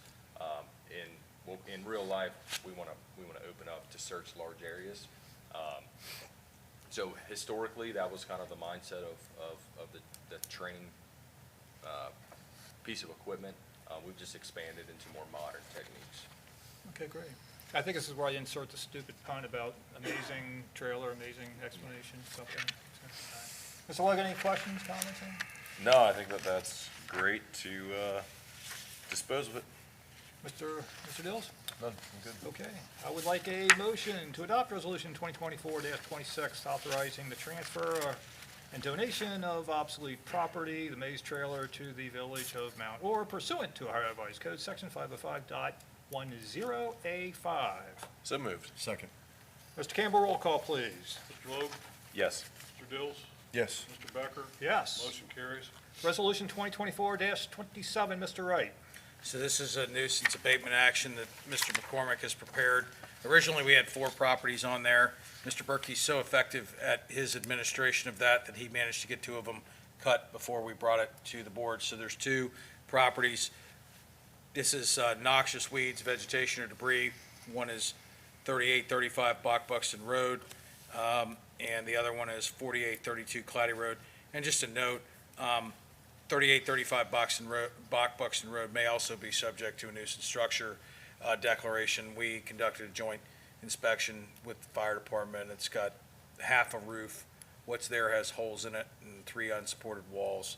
It's a problem. So but there's a process. We give the property owner a chance before, we go through that nuisance structure declaration. Yeah, that particular address, that's been a problem for several years. So I'm glad we're getting that addressed. Mr. Berkey's on top of it. Mr. Logue, anything? No, Mr. Dills? just great to get them cleaned up. Okay. Mr. Dills? You good? Okay. I would like a motion to adopt Resolution 2024-27, authorizing the abatement and the removal of vegetation, noxious weeds, garbage, trash, and debris pursuant to Section 505.87 of the Ohio Revised Code at two properties.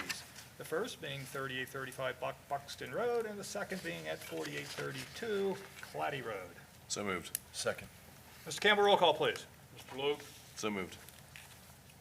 Mr. Dills, Yes. I think it was a yes. I'm sorry. Gosh, yes. It's getting late, you're getting tired, I understand. Mr. Thank Becker. you, thank you. Okay, Thank you. I'm a yes. I think that was I had unanimous. to make this guy laugh over Motion here. carries.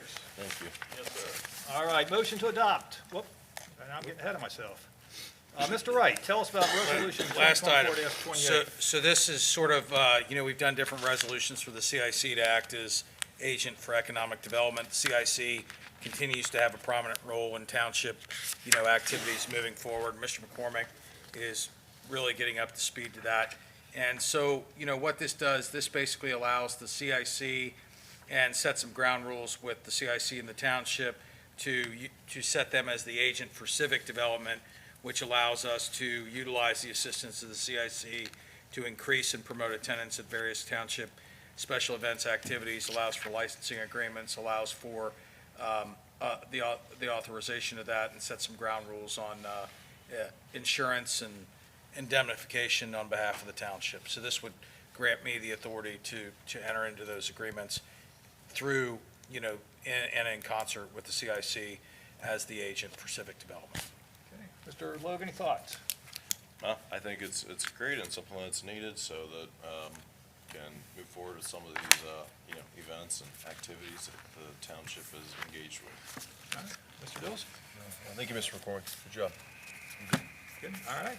I would like a motion to adopt Resolution 2024-28, designating the Union Township Community Improvement Corporation, otherwise known as UTCIC, as the agent for civic development. So moved. Second. Mr. Campbell, roll call, please. Mr. Logue, Yes. Mr. Dills, Yes. Mr. Becker. Yes. Motion carries. We're coming to near the end of the meeting. It's been a long meeting. Comments from the board. Mr. Logue, anything you'd like to? Yeah, actually do have one thing, which probably follows up the 2024-28 resolution in one sense, talking about activities the township gets involved in, does for the benefit of the community. So I was going to highlight, I was in my men's Bible study, and we had a discussion just recently on National Prayer Day. And I asked people whether they actually realize or recognize of that.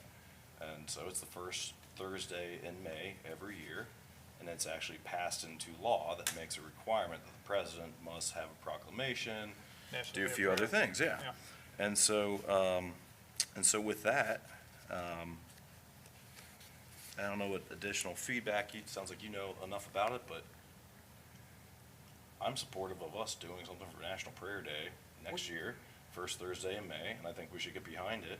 And I don't know if that's to what extent that we do, but I feel like we should call on that and put some resources towards it.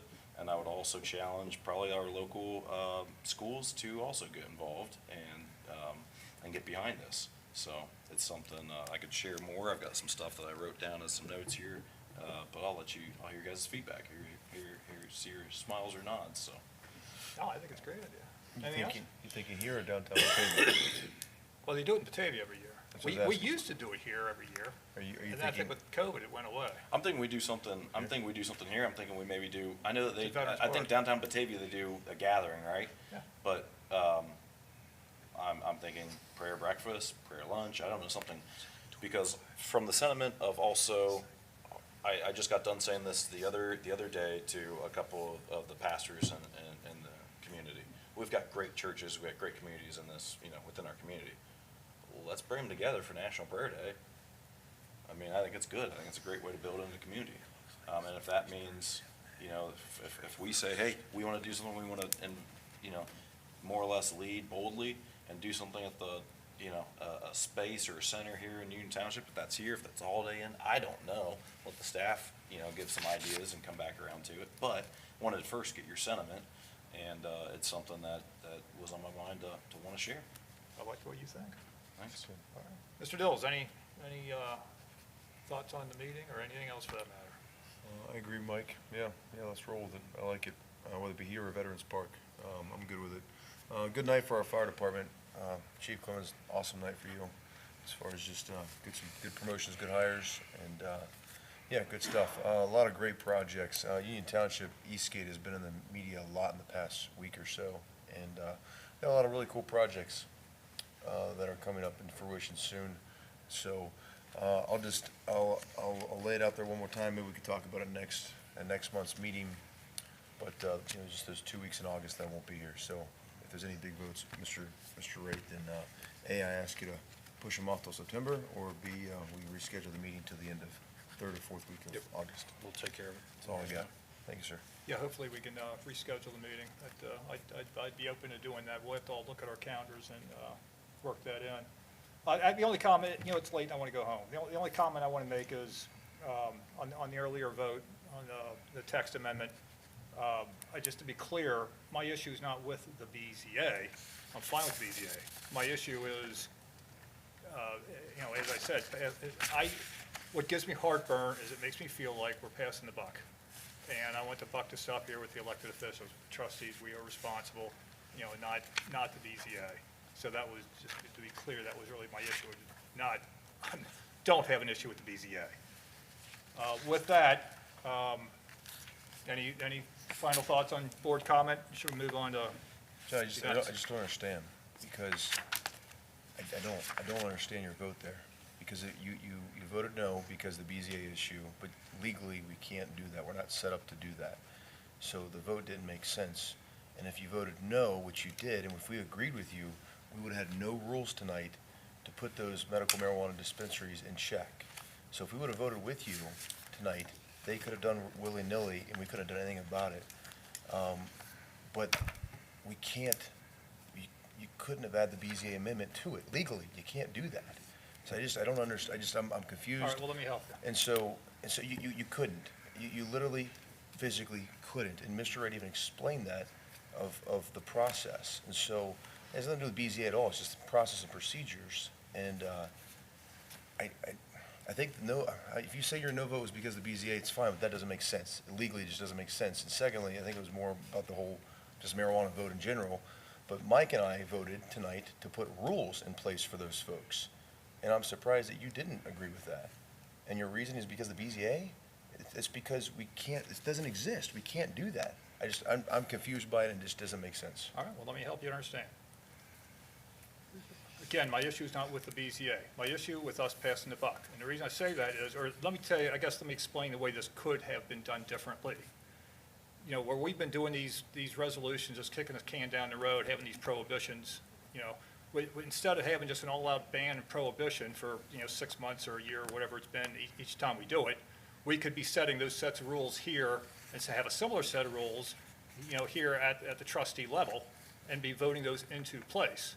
So it would be, in essence, a similar set of rules. It would just be structured differently.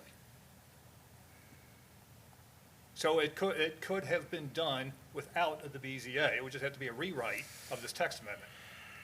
Mr. Wright, you tell me where I'm wrong. I thought you clearly said we would have to make a marijuana zone. Which can't happen. The underlying, I'm sorry, sir, the underlying zoning code, you know, you have districts, right? You have districts and you have rules for districts. Yes. Yep, so you have zoning districts, and then you have rules for each zoning district. And so, you know, you don't have a designated, you know, marijuana zoning district. You have a B1, you have a PD, an M1. So you're sort of bound by the rules that you have in the code now. So, you know, short of creating a specific zoning district for these, which would be very onerous and I believe potentially ripe for challenge. And I don't think it's good to create a specific zoning district for one category of use. I think that's bad policy. That said, what you have before you is the best way to regulate these things conditionally through a public hearing process based upon the powers that we're allowed to have per 519 of revised code. We aren't a city, we don't have a planning commission, you can't drive every use to the planning commission and the trustees. There's a very specific way to do that. Now, we have overlays, right? The board votes on overlays. That's essentially a modified variance. And some would argue that the board took that out of the Board of Zoning Appeals process to expedite certain projects, in that. And so you do the converse of that with the overlay. Now, similarly, those same projects that pursue overlay could go to the Board of Zoning Appeals, but there's a reason they don't, because it's an expedited process. And there are, specific regulations in place for that. And we've handled, 15 to 20 of them a year. That's what we do. So with this, because these uses are so specialized, the conditional use process is the way to do that, in my opinion, short of trying to create a one-off district for, the marijuana uses. And then what do? Do you add other uses that you don't like there that are just, marijuana and noxious uses? I don't know.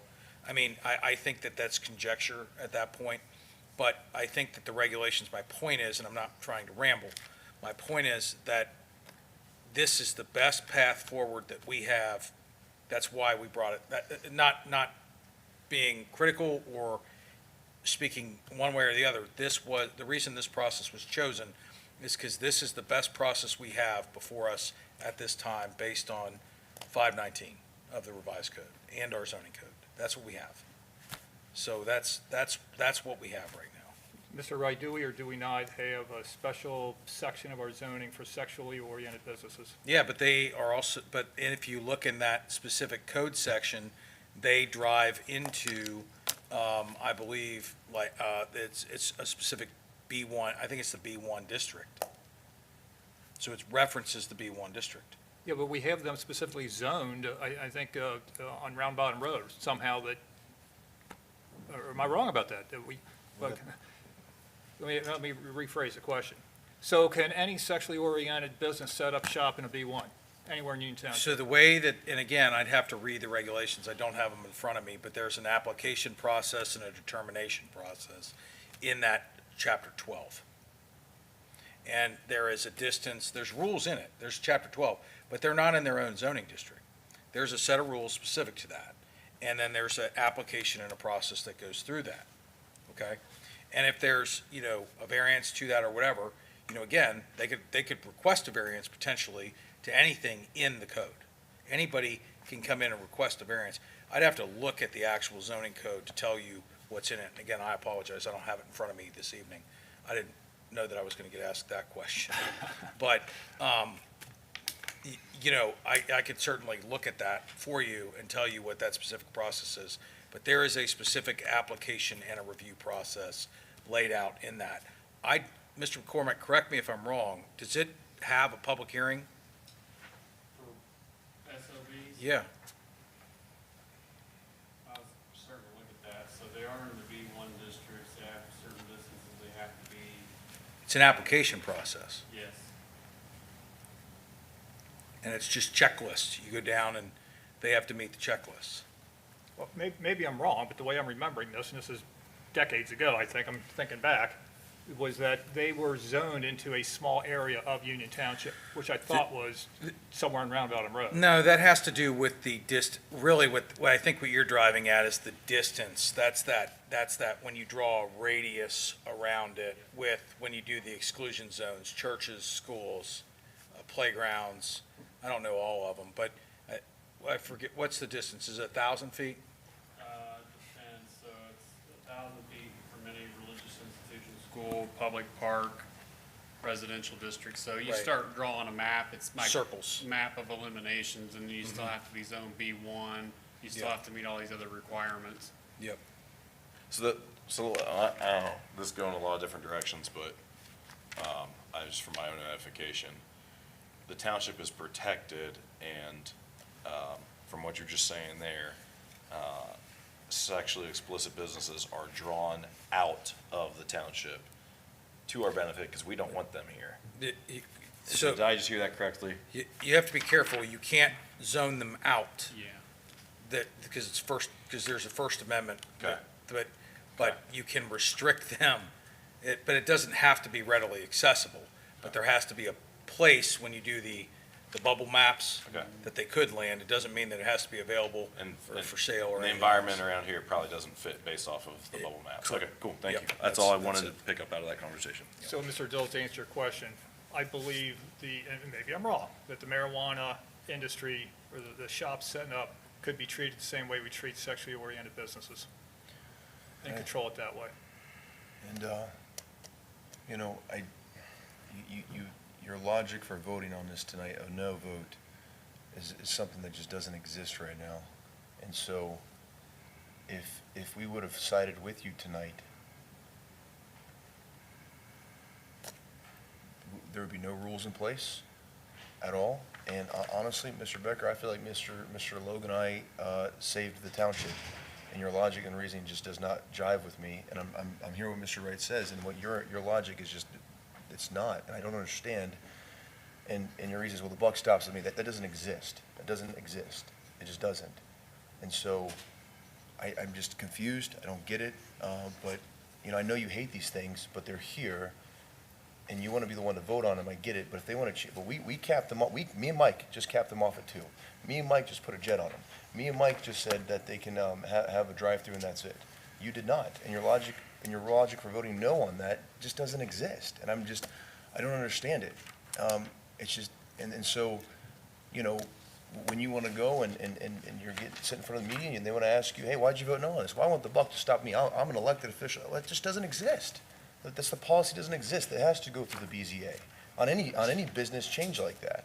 And so I'm just confused. It frustrates me because I thought he explained it crystal clear, and maybe it was miscommunication. You didn't understand it, but the phrase "the buck stops with me" just does not apply to this specific case. It just doesn't, and I'm disappointed because Mike and I saved the township tonight on this, and we set rules in place, and it made sense. And your reasoning for not going through the BZA, it can't happen.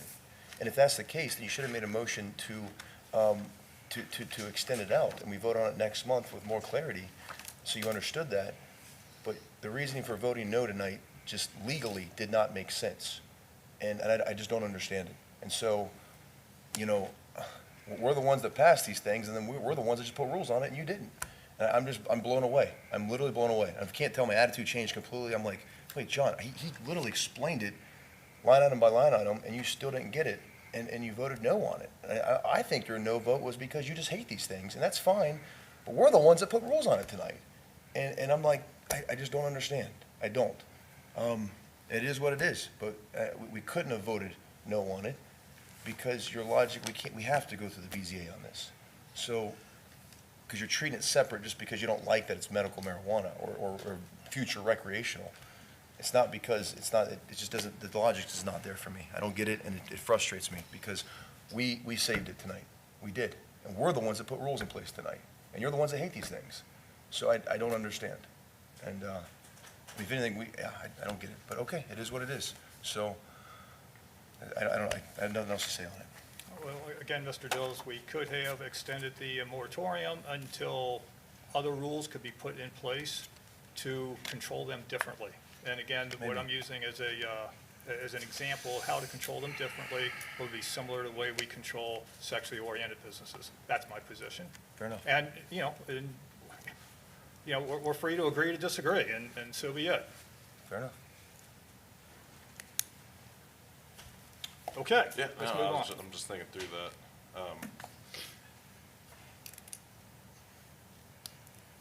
So is there any suggestion of something different moving forward from where we stand now? That was my suggestion. Is there other rules? Would it be taxing on the staff to? Parallel it to the sexually oriented businesses. That's the way I would like to see it done. No, So the answer is no. The answer is no. Okay, this is medical recreational marijuana. This isn't prostitution. This isn't, this is, again, it got past 60-40 for crying out loud. And it's our job to represent the community. This is medical marijuana for crying out loud. This is gummies and stuff like that. This isn't deja vu 2.0.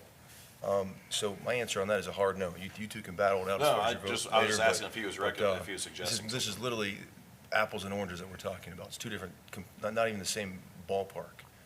I guess I was just asking if there was a plan, that's all. Okay. I'm good. Can we move on now? Upcoming events, I'm good. What's that? upcoming events, that's where we're at. All right. All right, so I got 8 of these. Family movie night featuring Trolls Band Together will be at Veterans Park Saturday, May the 11th, starting at 9 o'clock, or I think it'll be dusk, 9-ish. The catch and release fishing event will be Saturday, May the 18th at Klepper Park. Registration starts at 9. The event will run from 10 to noon. Farmers Market will be on Friday, June the 7th from 4 to 7. That's in the Civic Center parking lot. We got more than 20 vendors expected this year. Our first concert is coming up Friday, June the 7th. It's, if I'm pronouncing it correctly, Whammies. Could be Whammies, I'm not sure. It's going to be at 7 o'clock. At 6:30, the food trucks will be available, and they'll be available till 9. And so the idea is, for people that kind of want to make a day out of it, you can come to the farmer's market, and from experience, I can tell you, the earlier you get there, the better, because they tend to sell out fast. Come to the farmer's market, then stay for the food trucks, and then stay for the concert. The Kevin McCoy Band will be Friday, June 14th at 7 p.m. Again, same schedule with the farmer's market, the food trucks, the kid-friendly Down on the Funny Farm Madcap Puppet Show performance will be at the amphitheater behind the building here, Saturday, June 29th at 10:30 a.m. The Park and Recreation Committee will meet on Thursday, May the 16th at 6 p.m. at the Civic Center. And the last item I have is the next trustee meeting will be on Tuesday, June 11th at 6 p.m. With that, do I have a motion to adjourn? So moved. Second. Mr. Campbell, roll call, please. Mr. Logue, Yes. Mr. Dills, Yes. Mr. Becker. Yes. We're adjourned at 9:01 PM.